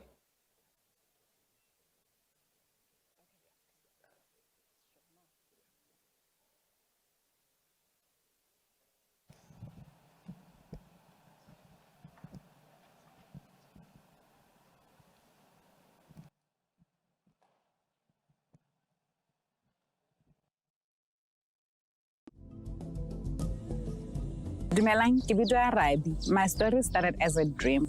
I wanted more for myself, my family, and my community. I saw an opportunity here, and that's how it started. Happy I wanted to see change. Dumilani, Dimithamani, Dingilombeli yangu, ikebele kuisa Botswana kushango dzimwe. Takalemoga kuti Botswana ina resources zinjinji zatingatengesela shango dzimwe. My vision was to see Botswana products in different markets. So I put my mind to it, and here we are, smelling good. Ke nna Mpara Mapuko. your travel connection. Bobana Botswana wa rona, we have the most beautiful sites to explore. It's untouched nature at its best and cannot be compared to any. Toro ya rona ne le go bontsha Batswana in the world gore re tshwere bontle jo bokae. Ke nna kokeletso. We got to where we are because of our love for great experiences and good food, not forgetting excellent service. Nna gape ke ratana. Ra bona go tshwanetse go re itirele re le Batswana. Ebile ka ke monana. Ra bula madirelo onea e leng lifestyle. Ga gona kgomo ya boroko. E rile go simololeng ra se ka ra leba go morago. Fa ditiro di nna dintsi, botshelo bo a tokafala.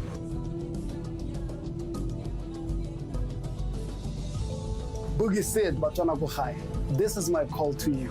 We've got talent that you can take all over the world, that you can grow, that you can nurture, that you can brand and sell everywhere in the world. We need support. We need you to buy the music. We need you to go to the concerts, buy the tickets, buy the merchandise. You will not only be growing talent, ya Botswana, but you'll be taking the Botswana country as a whole into the universal space. Support local. Pusha BW. Mission of our traders. Well done and well done. Without wasting much of time, may we please introduce the second set of the panel discussion. Likewise, it will take 45 minutes. We are 20 minutes behind time, so we will fit in that 40 minutes within that time. Kindly please just bear with us so that we give the discussion justice. The panel discussion 2 is dubbed E-commerce Development in Botswana, Challenges, Achievements, and Way Forward. Now, the billion-dollar question there is, what is being done to enable e-commerce and opportunities? So that is the main question my panelists will be addressing this morning. As you put your hands together for my panelists as they come on stage, Re Khotla Rona Ba Salumi, who's the Digital Innovation Manager, BDIH. A round of applause for him.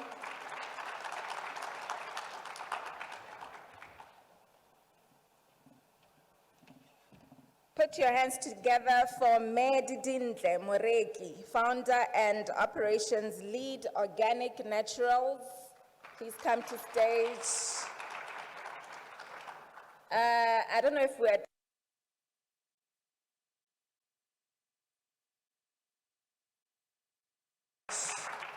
Re Khoboletswe Sepapane, founder and CEO of Image Live and Sepapane Group, Bema Stores.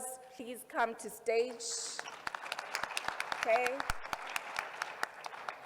Re Tafonga Muchuchuti, President FinTech Association of Botswana. Put your hands together for all my panelists. Please, as they settle, maybe let me just give you a bit of a backdrop which will usher us into the conversation. It's without a doubt that e-commerce is essential to achieving Botswana's high-income economy ambition, which has been repetitively, mentioned in the past conversations and submissions by our speakers. While known particularly for its ability to serve as a new distribution channel with lower barriers of access to markets, e-commerce has a potential to helping developing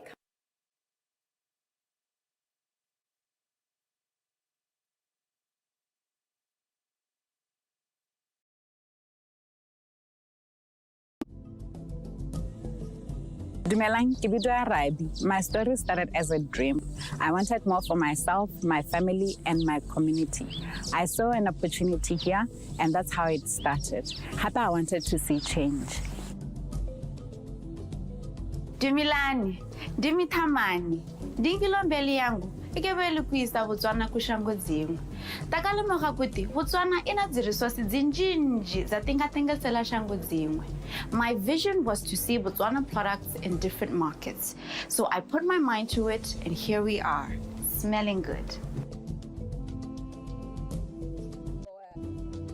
Opening statement from both of you, just to share about your organizations and particularly also briefing on the value addition to e-commerce development in Botswana. Thank you, Nell. Please allow me to briefly touch on the BDIH mandate. As a state-owned entity, BDIH has been mandated to develop and manage the Science and Technology Park, which is a 57-hectare piece of land located here in Gaborone.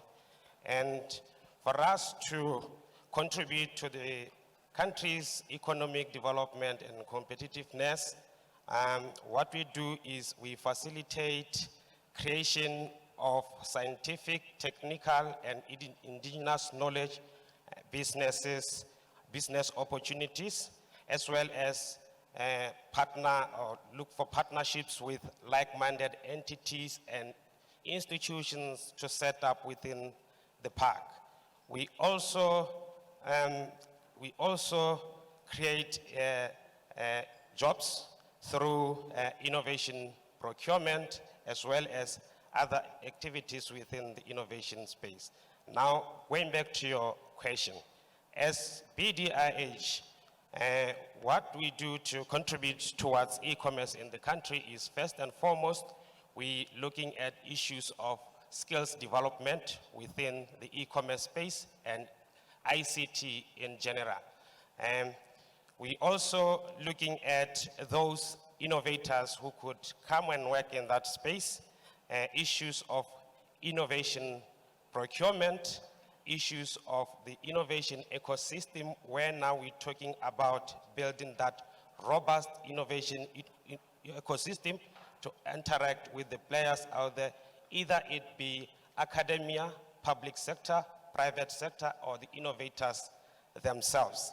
In terms of the skills development, we've gone further to partner with like-minded entities like Microsoft, AWS, to try and make sure that we avail those skills that are needed within the ICT space. I can talk of artificial intelligence, cybersecurity, blockchain, Internet of Things, and many, many others.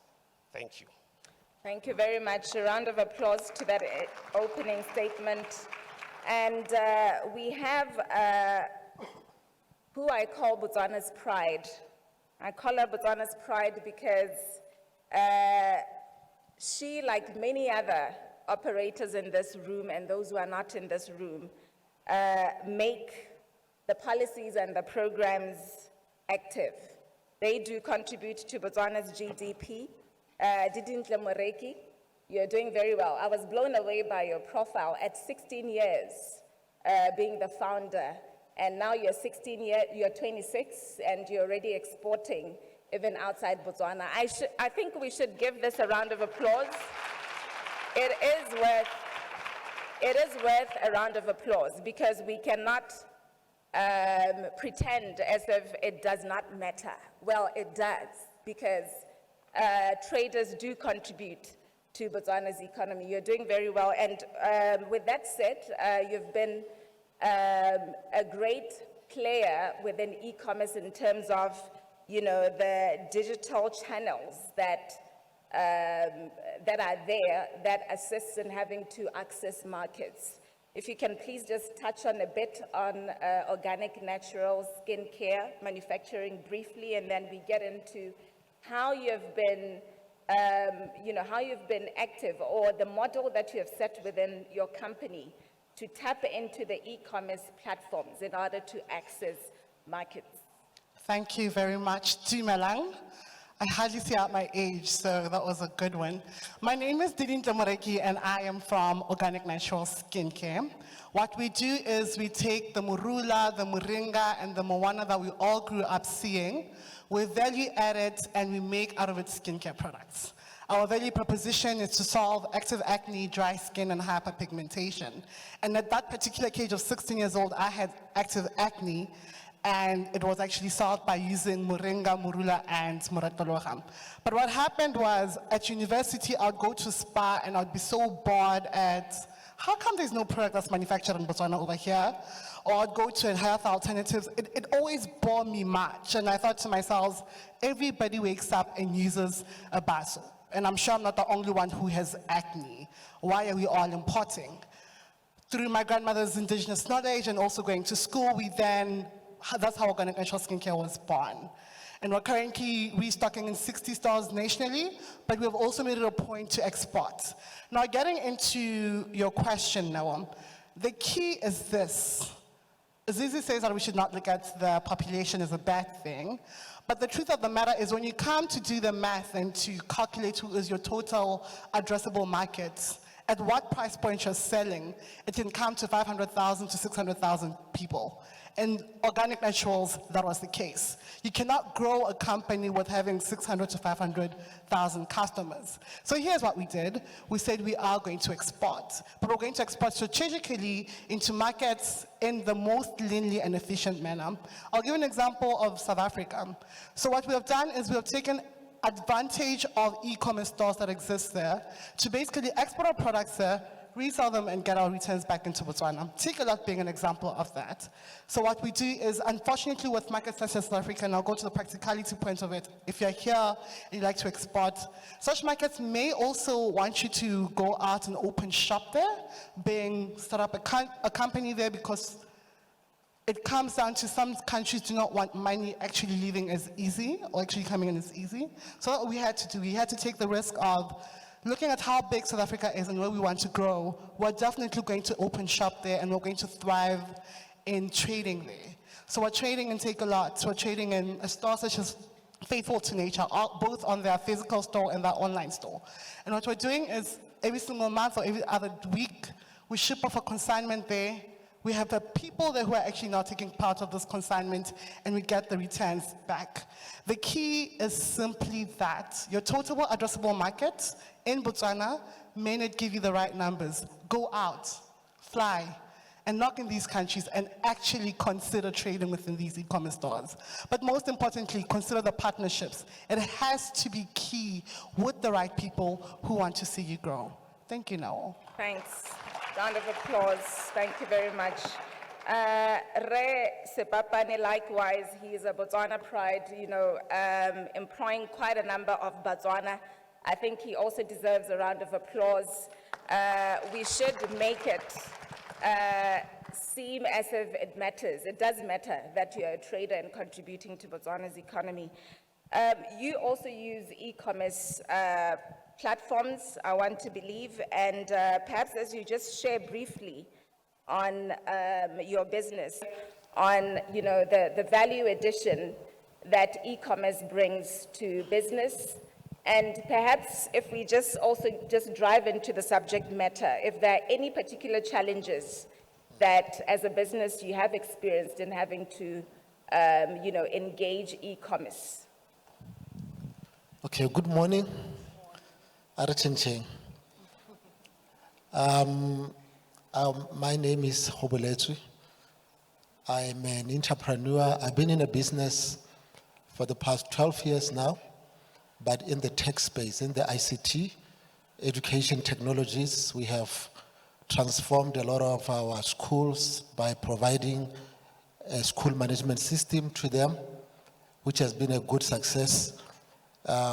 In 2018, we decided to invest more in the e-commerce side. We helped a lot of companies to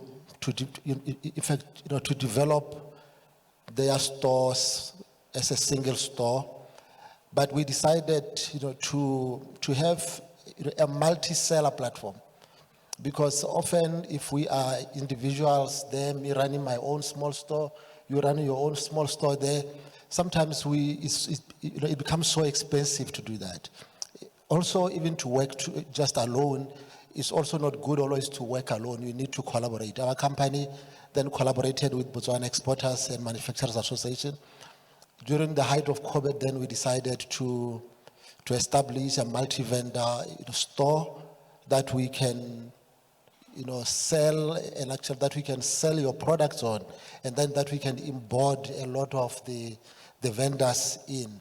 So that's how the journey started. But this was inspired, and I see the Ambassador Masira is here as well. I always like talking about it, because when we joined other people in a bid that she did in Germany, we decided to go and join them there.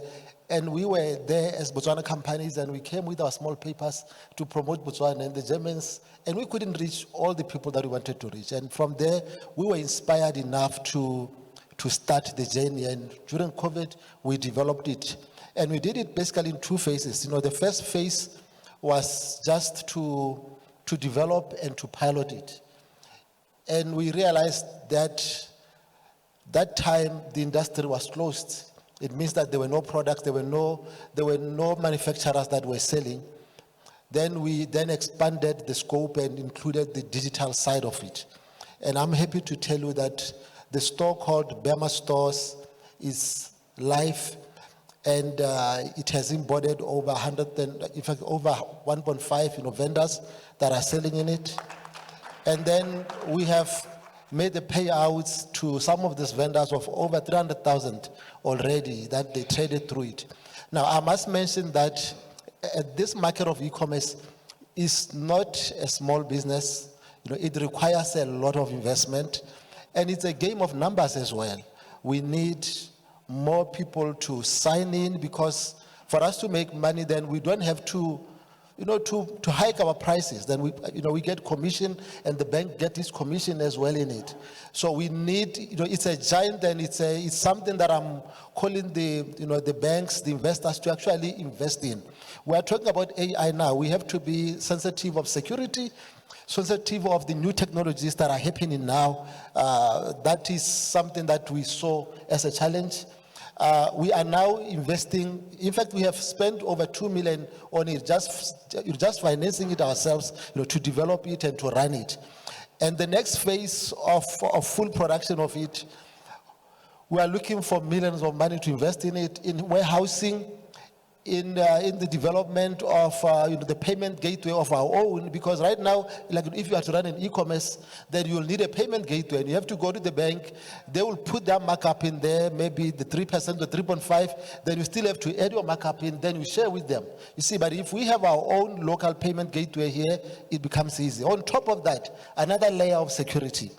Also, warehousing, like in an e-commerce, our setup of multi-vendor, we have different sellers coming in, and sometimes you don't know if what they are saying is true. When they say we got these goods and people start buying, and then they don't deliver, then it becomes a problem. That means we need to have a centralized warehouse where, in different places where the sellers can sell in there. And lastly, I also have to say, it's been a very good journey and a good experience, and the government actually has a strategy now on e-commerce, which I really applaud, and I believe that this needs to help us change to do that. The procurement officers, the CCE people, they need now to start agreeing to buy from the e-commerce platform. Thank you. Thank you so much. Thank you very much. Round of applause. Re Muchuchuti, I'm actually very excited to have you here as well, because you are multifaceted. You are the president of FinTech Association Botswana. You're also an award-winning entrepreneur as well, and you're actually an expert within this AI, which we are speaking to. So my question to you would be to also, as an expert, just help us analyze how far we are with e-commerce in Botswana. What else, the areas that we can improve, where we would actually need, multilateral, partnerships between either funders, policies, the triple Ps, in order to, accelerate the infrastructure, more infrastructure in order to activate the e-commerce. And maybe if you can just address that question from the approach of looking at it in two coins. There are operators those who use the channels, and then there are innovators, those who actually innovate the e-commerce channels. Yes. Good morning, ladies and gentlemen. I think the Assistant Minister gave us a very interesting battle of the AIs. My AI is the newer one. It started a couple of years ago. My name is Tavonga Muchichuti. In my day job, I work for a company called Xavier Africa. We're actually one of the fastest growing AI companies in the African continent, doing work across Botswana, Nigeria, South Africa, pretty much all over. If you've been to the exhibition stalls this side, you'll see that there's about 5 screens with this lady who can talk to you and answer your questions.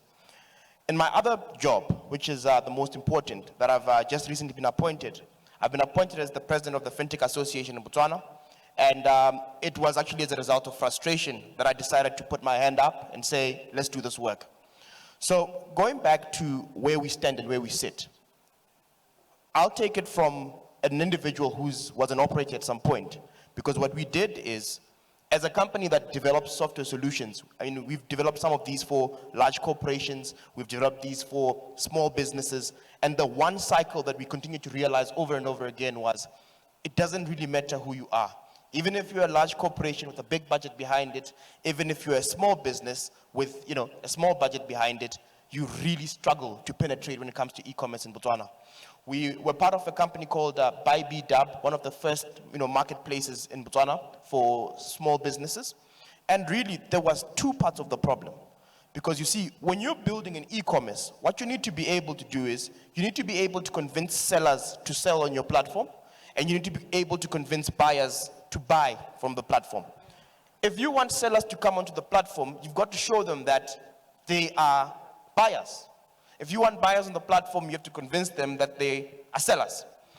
Now, here's where the challenge is.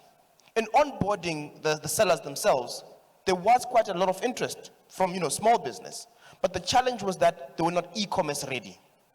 What do I mean by e-commerce ready? For you to be e-commerce ready, you need to be able to have high quality images of your product. You need to be able to have product SKUs. You need to be able to have an inventory management system within your organization for us to be able to do real-time inventory. That was not existent in a lot of parts. The second part was, on the other side of facilitating, we had very big problems around, number 1, payments. Payments. For you to be able to integrate to a solid payment gateway, you've got to be prepared to give up about 3.5% of your commission. Now, how much more money as a marketplace are you going to be skimming off the entrepreneurs who are selling on the platform? Now, it doesn't become competitive anymore. The second challenge that we had was shipping. Now, if you want to be able to ship and send products across Botswana, at some point, the couriers were so expensive that sometimes we would have to take the stuff and put it on a bus to Maun. And then once it gets to Maun, then the driver would go and take that to the person. And of course, these are big fundamental challenges that I think in my role in the FinTech Association now, we are starting to look at to say, number 1, let's fix the payments issue. Let's help and empower, smaller entities that are building payment gateways for them to have an opportunity. Number 2, shipping. Let's bring everybody to the table, including, I think Botswana Post is doing a great job to make it easier to transport things across the country and make it cheaper and competitive for everybody. Thank you very much. A round of applause. Are there traders here present who actually use e-commerce or innovators within the e-commerce space? If you're here, kindly please just raise your hand. I would like to engage you also from the floor. Mudiri, I need you to help me. I don't know where you are. I can't see you. Okay, Mudiri is not here. Okay, traders who are operating the e-commerce platforms and those who are innovators of e-commerce platforms. I see quite a number. I want to start with those who, okay, I want to start on this side. There's a hand here, microphone. There's a hand here. There are actually 2 hands. So I'd like you to just share your experience. Please do mention if you are operating the platforms or if you're an innovator of the platform, to just share your experience, 30 seconds each, and your submissions towards e-commerce development in Botswana. That to the side, mindset change, I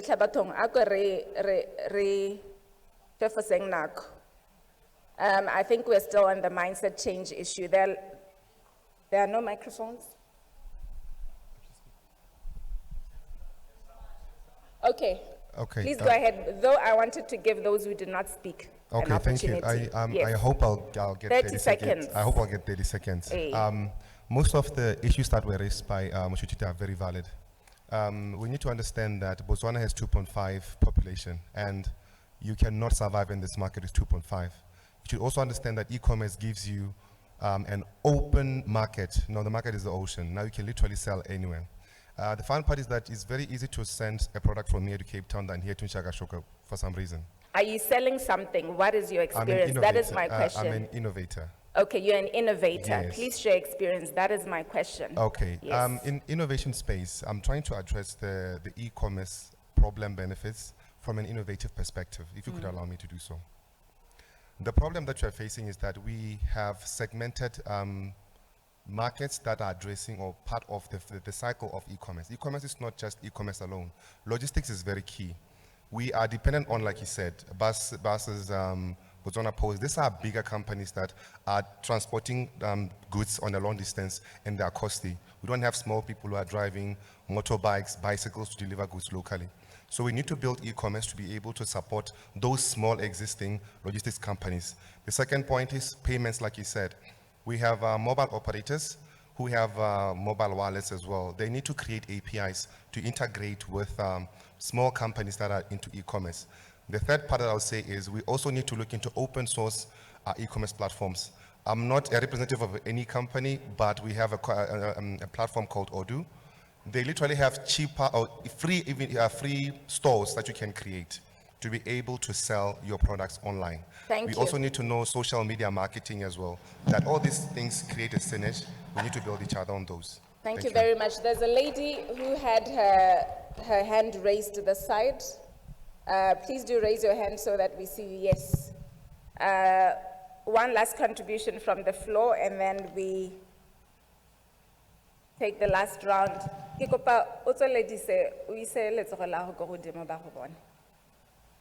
Please raise your hand so that they see you. I think they're unable to identify you because we're Taulisa Gotlas.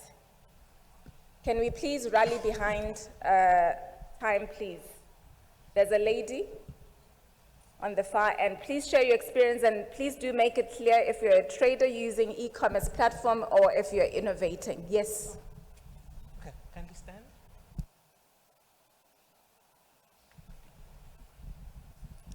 Thank you. My name is Perondla Stephen. I am a trader using e-commerce. Most of the time,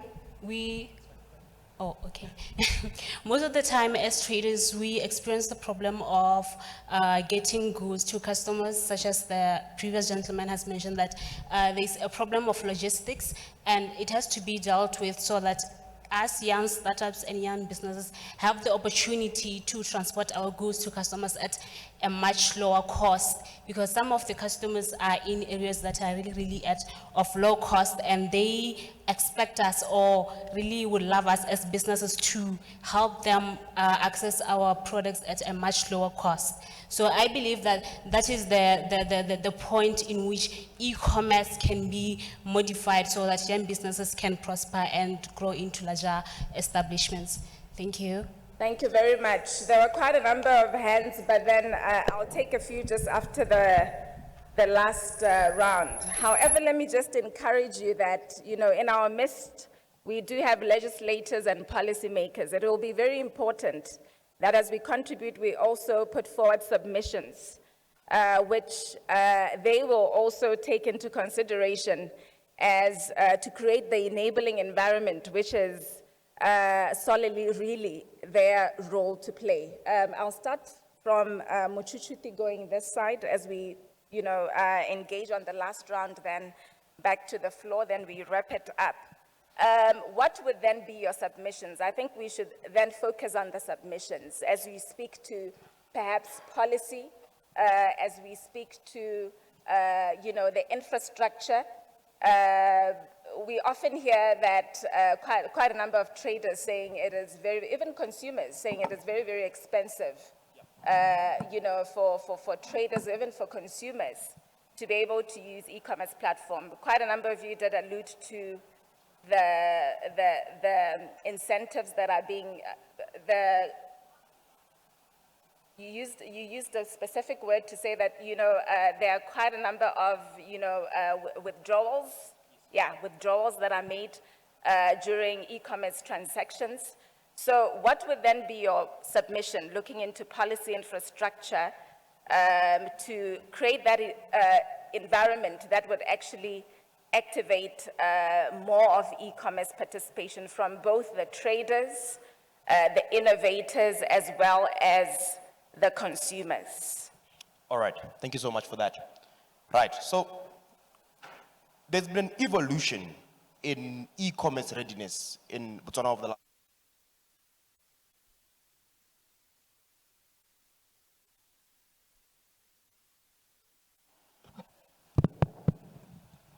Okay, we need assistance with one of the microphones. Hello? Okay, yes, you're audible, please Okay, go ahead. perfect. So there's been an evolution that has happened over the last 5 years. I think we were part of the body that was working together with the government to put together the e-commerce strategy for the country. I think this is around 2018, 2019, where the objective was to say, look, we know we have problems. And some of these problems are still here, you know, 5 years later. But we need to be able to be cognizant of the developments that have happened in a short period of time, such as 5 years. Number one, a lot of the key players in banking have now made it easier for everybody to be able to connect payments to their applications. That was almost impossible 5 years ago. Number two, logistics. Botswana Post came to the party. They came in and they said, look, we are the national courier. Just like the US will have UPS, we are going to come and make it easier and faster as well as cheaper to deliver these goods. And they have delivered on that. We're not where we need to be and where we want to be, but there's been a lot of development there. Number three, generally, in terms of the readiness from the sellers, people are becoming more and more comfortable actually, you know, putting together their products and making them e-commerce ready. And on the consumer side, because of all these e-commerce stores around the whole world, you know, you'll find things like Zara, things like Alibaba. Because of the popularity of these, initially, you know, people were skeptical to put their card details on a local, you know, platform. But now, a lot of things are changing. You're seeing, for example, a Bema Stores is able to process about 300,000 online transactions. So from there now, where do we go with the progress that we've made? We really need to accelerate on two areas. Number one, we need to be able to accelerate on the logistics end. We need to be able to make it almost free to be able to move something, you know, from Gaborone to Gaborone. And this way is only achieved by economies of scale. So we need to be able to rally up as many of our vendors to come together and go and join stores like Bema Stores for us to be able to make sense of making this almost free. Number two, we need to be able to deal with this payments conundrum. The percentage fees are still a little too high. We're working on this as the FinTech Association to reduce the transaction costs, but again, this is another very important part of it. The third and the last one is we need to be able to fight around digitizing our online services. The reason why is because the more online services we digitize, the more incentive we give to the mobile providers to reduce the data costs.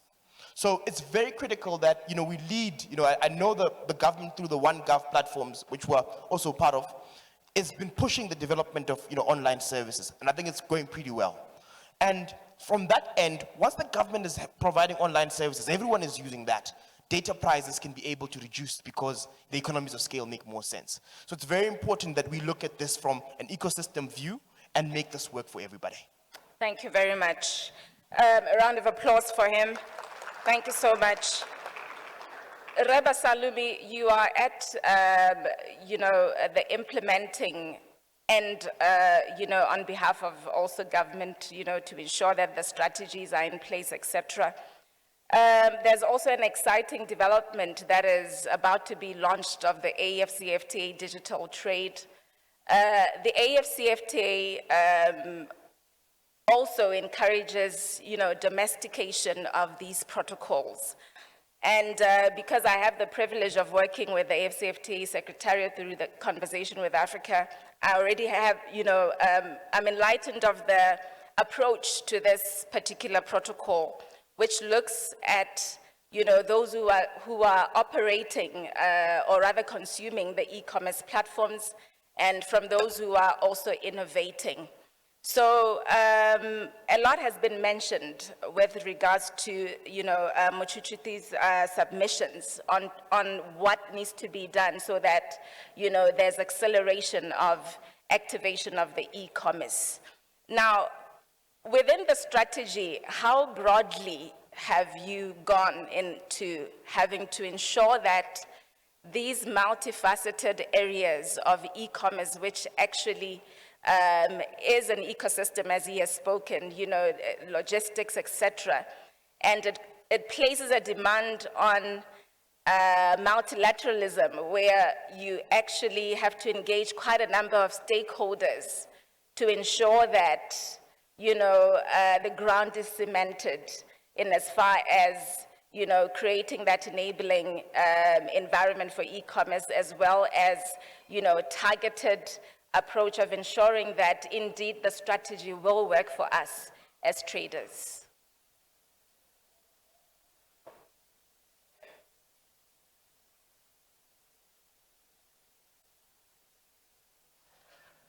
Thank you. Firstly, I would like to say that as a Botswana Digital Innovation Hub, we are part of the Digital Transformation Project, which is with the aim of digitizing the government. And with that, we're not only looking at one area, there are certain pillars that we are looking at, and through those pillars, we interact with a lot of stakeholders to try and unlock opportunities for IC within the country, e-commerce being one of them. We work closely with Smart Botswana, which of course I would believe that a lot of you are aware of what Smart Botswana is doing. And under one of the pillars of village connectivity, Smart Botswana has been entrusted with taking the internet to the citizens, even within the remotest areas of the countries, so that we're able to participate within the digital economy. So as BDIH, if you look at the partnerships that we have, it's not only within the country, but internationally, because we're looking at this as an opportunity not only to unlock businesses within the local market, but SADC as a region and Africa as a region. E-commerce, mind you, you don't need to set up a physical structure to run up an e-commerce. You can even operate from Botswana and sell to someone who is in Nigeria or any other country. So here, I want us to just, for a second, picture Africa as a continent of 1.4 billion people. SADC region as an area of 380 million people.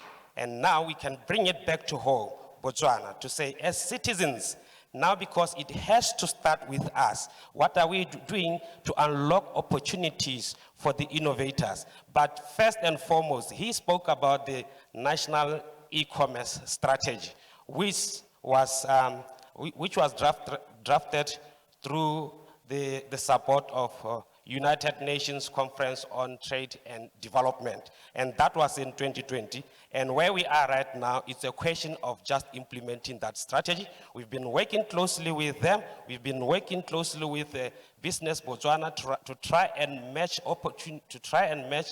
innovations that are being built within the country with off-takers, either it be locally or international. But the one thing that I want to say to all of us is that we are living in the era of digital transformation. Technology is driving a lot of things. Here, we're talking e-commerce, And for us now to talk e-commerce, we should be talking artificial intelligence, which Thank will you. track behaviors of our customers. We should be talking virtual reality to make sure that our customers interact with these platforms in a better way as compared to years of, before. Customer experience. Thank you. Thank you very much. Didn't, speaking of customer interaction, there are issues of trust issues. I think it still comes back to the mindset change. During COVID, we were all forced to purchase through the digital platforms. But then thereafter, we even saw some of the companies, closing down, especially digital, stores, some closed down. So I guess COVID really forced us to do so, even though there was, yes, a mindset change, which was a forced mindset change. But there was a decline in, the consumption of services and produce through the digital platform. So what has been your experience? And in building trust, what is the role of the trader, you being one of them, in, ensuring that customers can trust the online stores, they can trust, the online digital channels,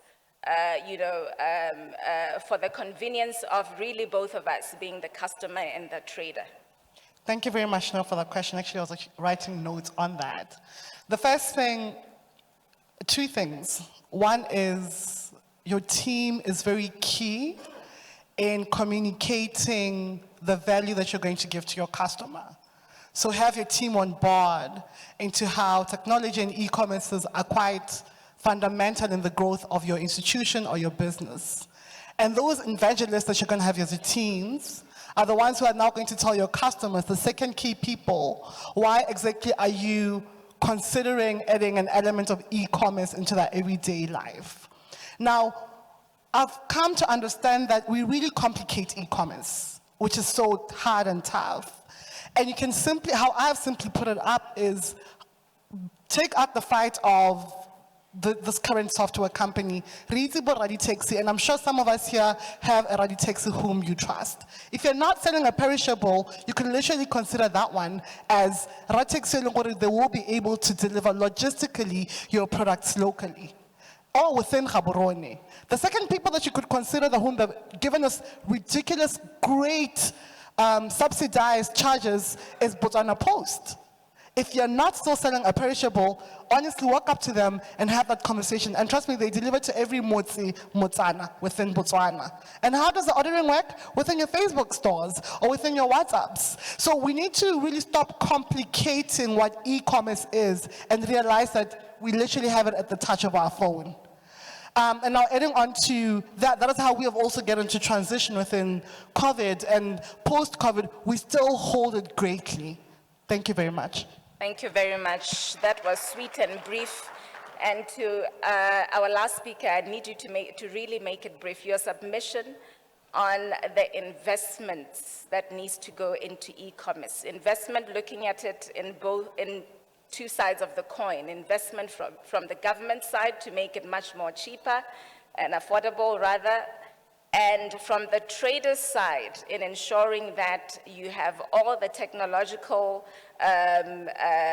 ingredients, for lack of a better word, because I'm not a IT or the related professional.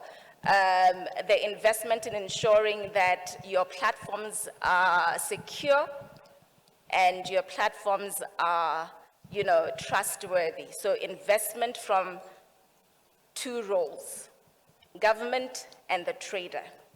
Okay, thank you. Before maybe I even talk about that, we complicate the subject of e-commerce. Do you know that when you pay for your DSTV online, that's e-commerce? Do you know that when you buy, maybe you pay for Netflix and you stream, that is e-commerce? And when you buy that clothes, from that online shop, that's e-commerce. That's what we are talking about. Even the ticketing, it still surprises me that we are so comfortable of not having, an online store. And a lot of businesses here, They don't have online store, and that requires a mindset change. And from here, I'm challenging every one of you to think about it. There is no way we can talk about the 1.2 billion people that we want to reach in the whole of the continent, like without having an e-commerce platform. And if you don't have, then sign up in Bema Store or any other platform that is a multi-vendor. Then you can have your own portal and run your store the same way that you are having an account on Facebook and you run your account. And then the second thing that I want to emphasize, or that I want to maybe appeal, is the procurement. Like I said, we are asking for the government to allow the local maybe platforms that are developed here, in fact, to be accessed even by our procurement department, that the government offices. If she has listed her products on Bema Store, then the procurement officer doesn't need to be sending out a call for express. The first stop must be to check these accredited online stores and see if the local products are there. Okay? And then they start procuring from that point. In 30 seconds. Thank you. And then all of you, as the buyers, I really want to encourage you to trust the online stores that are developed locally, because now security is higher.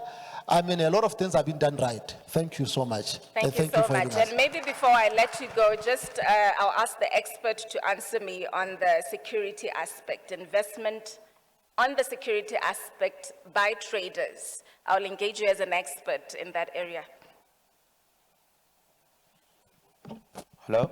Oh, it's now back up. All right. So security is a very big one. I'm not going to claim that I am a cybersecurity specialist here, but the work that I do in artificial intelligence forces me to have to make sure that whatever we're doing is secure. So I think the security issue is a very big one. Largely because we just came back from Nigeria on a project where we're helping them to profile fraudulent transactions, because in their regions they were struggling, and we're building these AI systems to allow them to be able to detect that. So security then now becomes on a multi-level. The first level of security is phishing and farming. So phishing and farming, where, for example, you will receive an email and it says that it's from XYZ bank or it's from XYZ online store, but it's not really that store. Nowadays, these guys are becoming much smarter, because they might say, for example, governmentofbotswana.co.be, for example. And it's very difficult to be able to detect this. And right now, the second level of that is fraud, where, for example, there might be a legit looking store that is online, and they collect money from people, collect payments, but they don't exist. And that brings again now an issue where we have to be able to regulate, some of these online stores. Yeah. The third level is at a card transaction level. So what you will find is that there's these guys who do what we call script injections. So you'll find that you're on your normal e-commerce store and you'll say buy. And then usually you are redirected to a payment page. So what some of these guys are doing now is, if organizations don't have the right level of security on that level, what will typically happen is that redirect won't go to redirect of the e-commerce store's payment page. It will redirect to the fraudulent party's page. So it's very, very critical that we engage specialists to be able to help us to carry this over. And I think AI is a very big catalyst in improving the way that we do security for these platforms. Absolutely. A round of applause for my panelists. Thank you so much. My job is done. Your job is done. Okay, Mudir, ke heditse tiro ya ka. Let us pause and imagine. Imagine a Botswana where we all supported local, from products to the arts to local initiatives. We would help to grow our local industries and empower our local communities by creating jobs. Imagine a Botswana where we all made buying local products a priority. We would help to diversify our economy and enjoy quality local products as we build strong local brands. Imagine a Botswana where we have strong production capabilities. We would be able to build export-led industries and promote a self-sufficient Botswana. Imagine a Botswana where local business is thriving and our economy benefits every Motswana. Let us not only imagine, let's make it our reality. Let us support local, buy Botswana and grow our country together. Let's support all things local. Hashtag PushaBW. Our pride, your destination.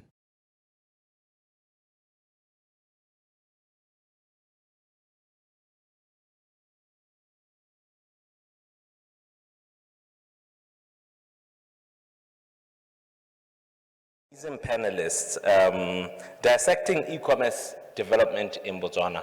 I think the conversation needs to be a lot broader, or even a lot more detailed, if I may say. You know, we need to speak a lot more in terms of what is available in the market. If I am a trader sitting in this crowd, I'm hoping I'm able to have a conversation with one of our panelists in terms of what is available, where can I put my product, how can I distribute my product. I think that then satisfies the full loop of from product to client or to customer, right?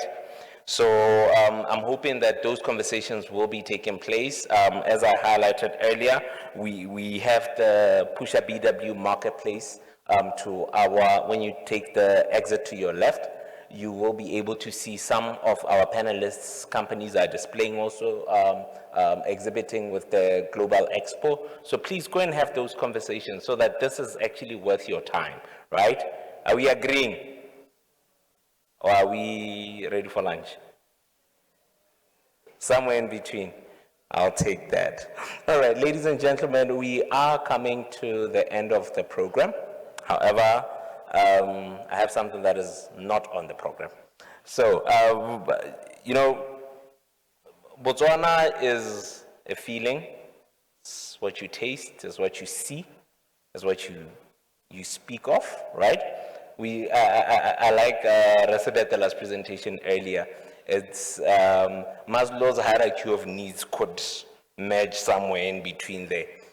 In the sense of how relevant is mindset change to actually attaining our ultimate goal as a country, right? So in terms of how you taste Botswana, or what Botswana tastes like, we need people who are able to document that. And we have an entrepreneur, an exhibitor at the Global Expo, who's had a brilliant idea to give some gifts to some of our keynote speakers and our guests here this morning. Miss Edna Rosen, are you here? Edna? Oh, there she is with the lovely hair. Edna is the author of Taste of Botswana. A round of applause for Edna. I believe it's a journey through taste.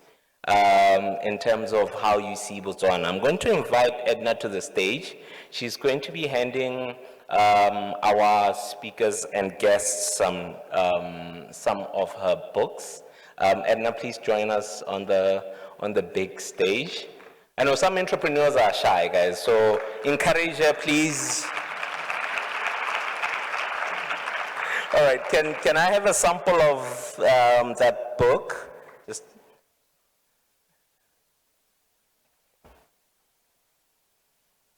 so, a cultural journey through food. You can imagine, you know, you can taste the saswa by just looking at it. Yeah, especially now that it's lunchtime. And I like to congratulate you on publishing this.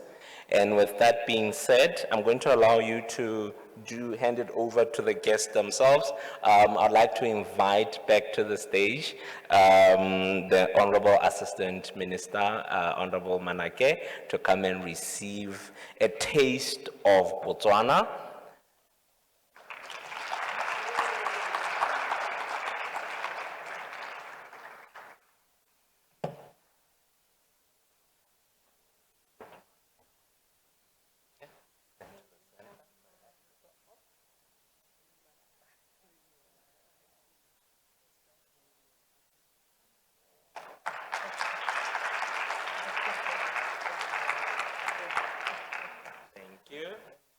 All right, we still have a few to give away. It will be really remiss of me not to have done this. Her Excellency, the Ambassador of Botswana to Germany, Me Masakwa Masire Mwamba, joined us mid-session. Kindly give her a round of applause and a welcome, also adding her to the protocol.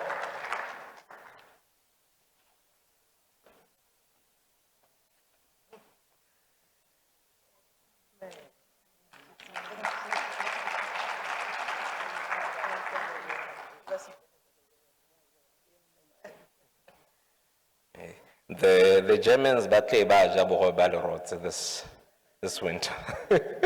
I think we've got that sorted. The Chief of Staff in the Office of the President, Mr. Sebetela.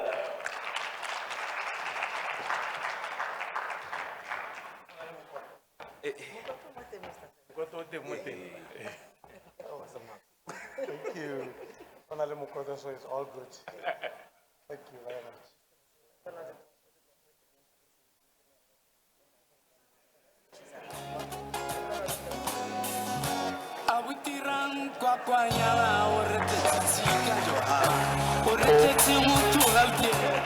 Who discuss the recipes of mokoto or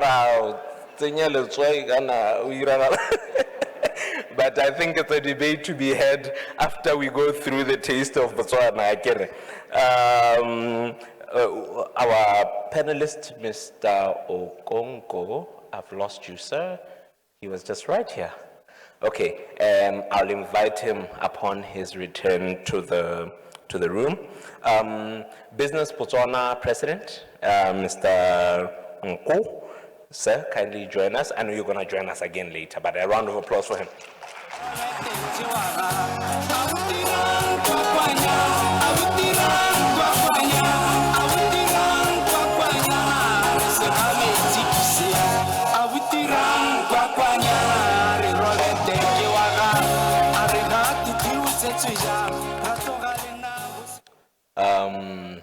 Thank you. And then, like I highlighted, upon his return, we will hand over to Mr.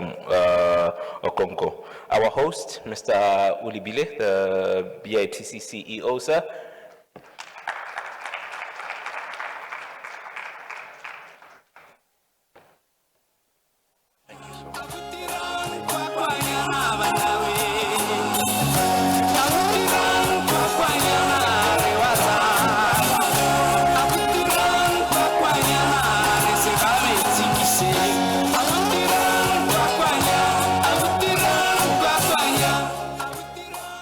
Round of applause for Taste of Botswana. I will hold on to this one for Mr. Okongo to make sure that when he returns to Nigeria, he has it. If anybody is with him, please do see me or our team at the back. Ma Edna, thank you so much. I truly appreciate it. A round of applause, ladies and gentlemen. Thank you.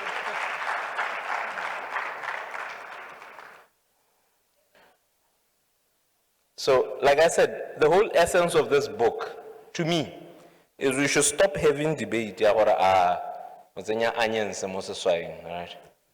Hopefully it solves that problem, right? So, with that being said, as I highlighted, please don't forget the marketplace. Please do pass by before you do go for your lunch. My VIPs, I'd like to, after this, I'll definitely do an official invitation to please do tour our pavilion or our marketplace to the side. At this juncture, kindly allow me to welcome the voice of business, the voice of business in Botswana, the president of Business Botswana, Mr. Neo Nwako, to come and give us some closing remarks. A round of applause, ladies and gentlemen.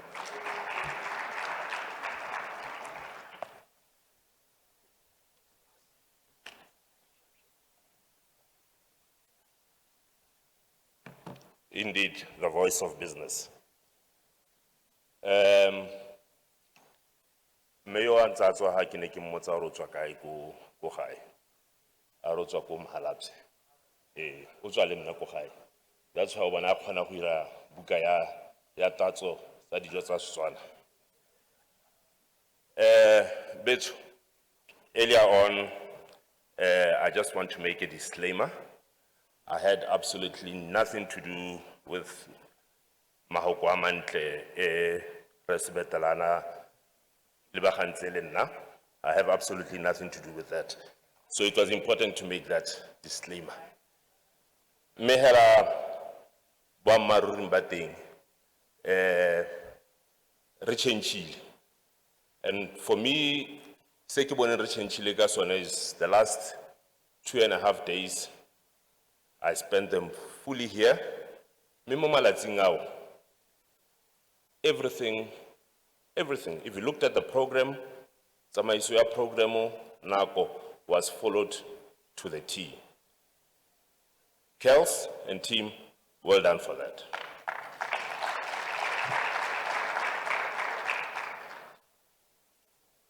Mebethu mpeki simuleka kamadume and recognize the Honorable Assistant Minister of Trade, Memanake. Recognize the Chief of Staff, Moholle Resebetela, and recognize Matiha, the CEO of BITC, Rekhels Ulibile, and recognize all the permanent secretaries, deputy permanent secretaries, captains of industry, the Fourth Estate, Lelo Nabatwana Kakakarezo, who are all here. Lebaying, if we have any visitors who are here, let me recognize your presence, and in case I might have overstepped or said something that I'm not supposed to say or missed something, all protocols observed. Ladies and gentlemen, it is really a delightful honor for me to be among you today. In my personal capacity representing the private sector, but most importantly, the great minds of Botswana that we've just attested.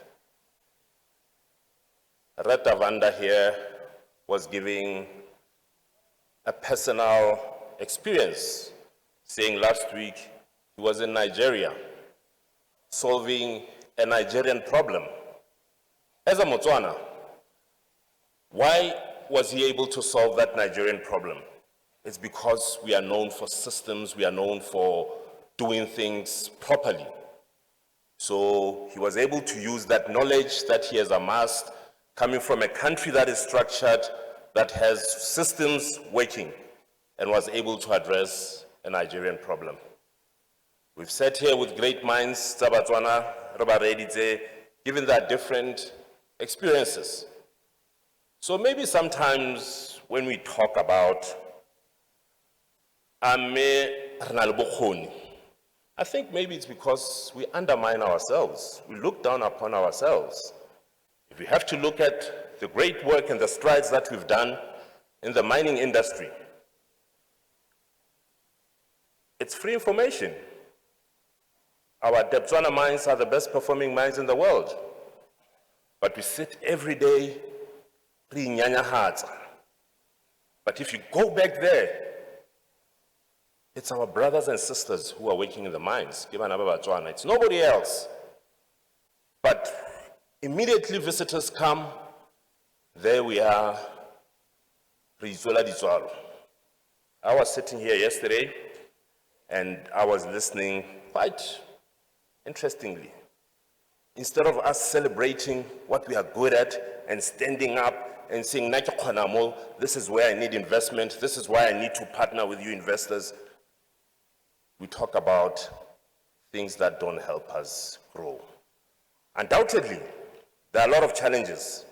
And we know that they are there.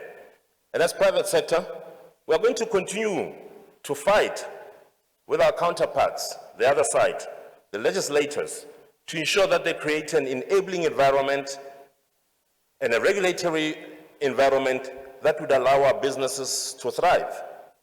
But it doesn't mean there is no good that has been done by us. So for me, we are good, as we are. We have good stories, and we need to start standing up and not be apologetic about the things that we've done. I would like to appreciate and thank Honorable Manake and her insightful insights and updates on the impact of the inaugural Pusha BW, which was in 2022. I happened to sit yesterday, Mamanake, and listen to you, Mabane, at the Polish dinner, when you spoke about where we are currently in terms of our GDP and what we need to do. In the next 5 years, we need to multiply that by 4. And for us to multiply that by 4, we can only do it through the private sector. We can only do it through the minds, the brilliant minds of Botswana sitting here. And the Global Expo as private sector, that indeed we are going to stand up and we are going to be counted. We are going to show up. We are going to complain less, but we are going to fight more.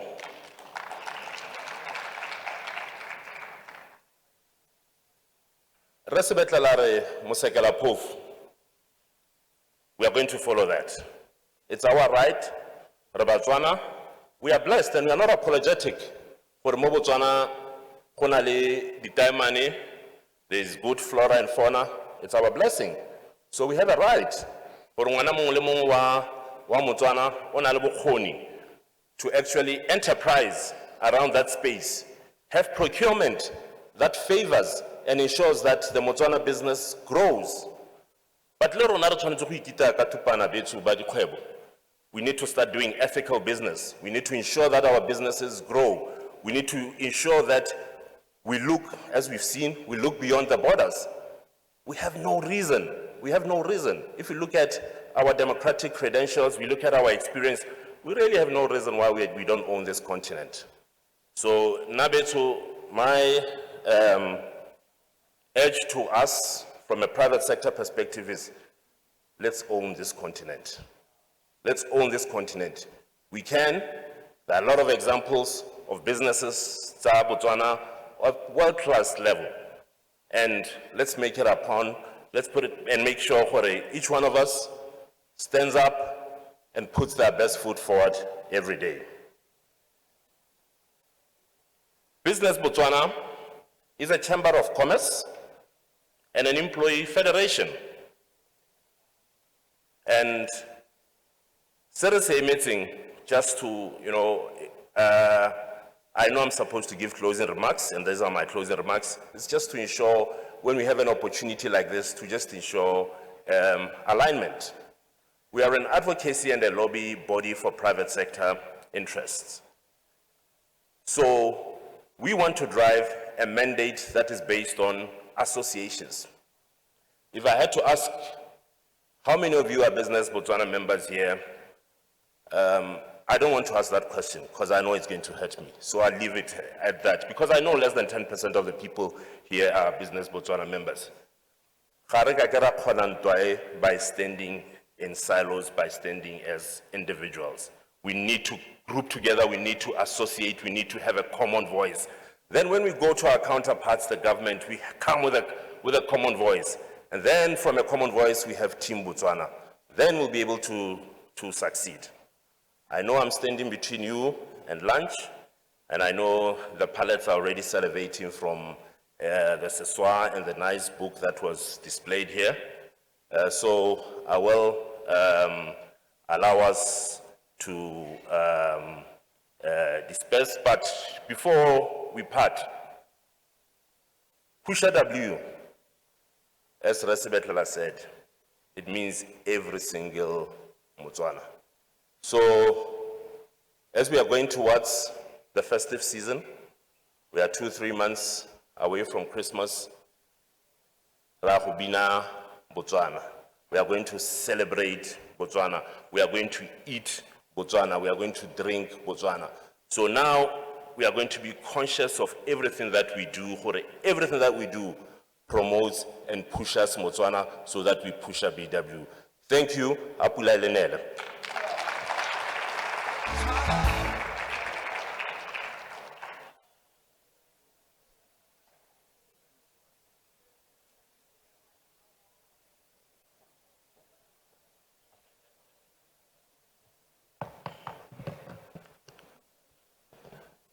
Thank you, Mr. President. I think you've been about a month in the seat now, huh? 2 weeks. Oh, 2 weeks. I think you are embracing being called Mr. President. We shall call you that. Thank you, Remako. Thank you very much. A round of applause.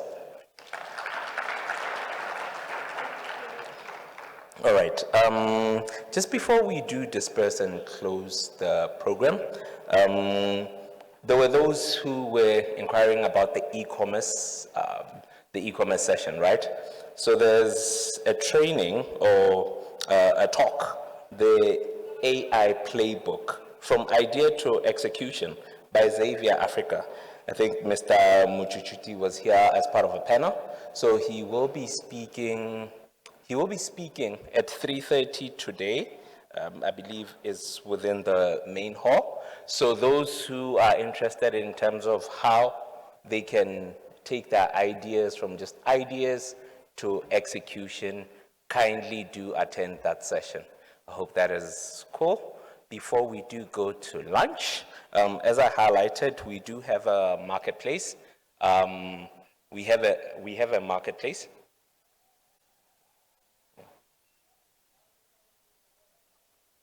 We do have a marketplace that we have to our left. Please do visit it. Our VIPs, I would like to request 5 minutes of your time. Go and taste some of our amazing food by Botswana. We want to package it. We want Her Excellency to go back to Germany with it so that she makes sure she tells them that we have the best beef in the world. Definitely, right? Before I do depart here, I have a very beautiful lady here. She looks exceptional. So I wanted to thank a few of the Botswana who helped her put herself together. Can you do that for me? Thank you very much. Resego dressed me up, and then Tsego is here, Royal Hair Fashions. Please stand up. Many of you have been saying I look good, you know. I'd like to appreciate those who dressed me up. Okay, Tsego from Royal Hair Fashions. Tsego, where are you? As you said, they're shy, so please stand up. Okay, I was dressed by Resego Fashions at G West. Please appreciate those who made me look good today. Thank you. So you see, Repusha BW Rale Plak, I get. So we want to see those sales do come up as part of the results of this forum. And then for lunch, there are 2 exits at the rear of the room. As our VIPs do go to the marketplace, you may get your coupon, and then lunch will be served right in the foyer. So at this stage, ladies and gentlemen, I'd like to thank you for being an amazing audience, a full house until lunchtime. That's always a blessing, and I'm grateful for the audience that you have been. I want you to give yourself a round of applause for being an amazing audience. The contributions have been noted. Please don't just let your question or your comment die here. Take it, go kick on doors, right? To make sure you get the answer that you require for your success. With that being said, I believe that the mindset change journey continues, the Pusha BW journey continues, and the Global Expo continues, I believe, until the weekend. So do bring your family, let's see, and celebrate and spend the Pula le Botswana. I'd like to thank you. I shall see you at the next engagement. Thank you.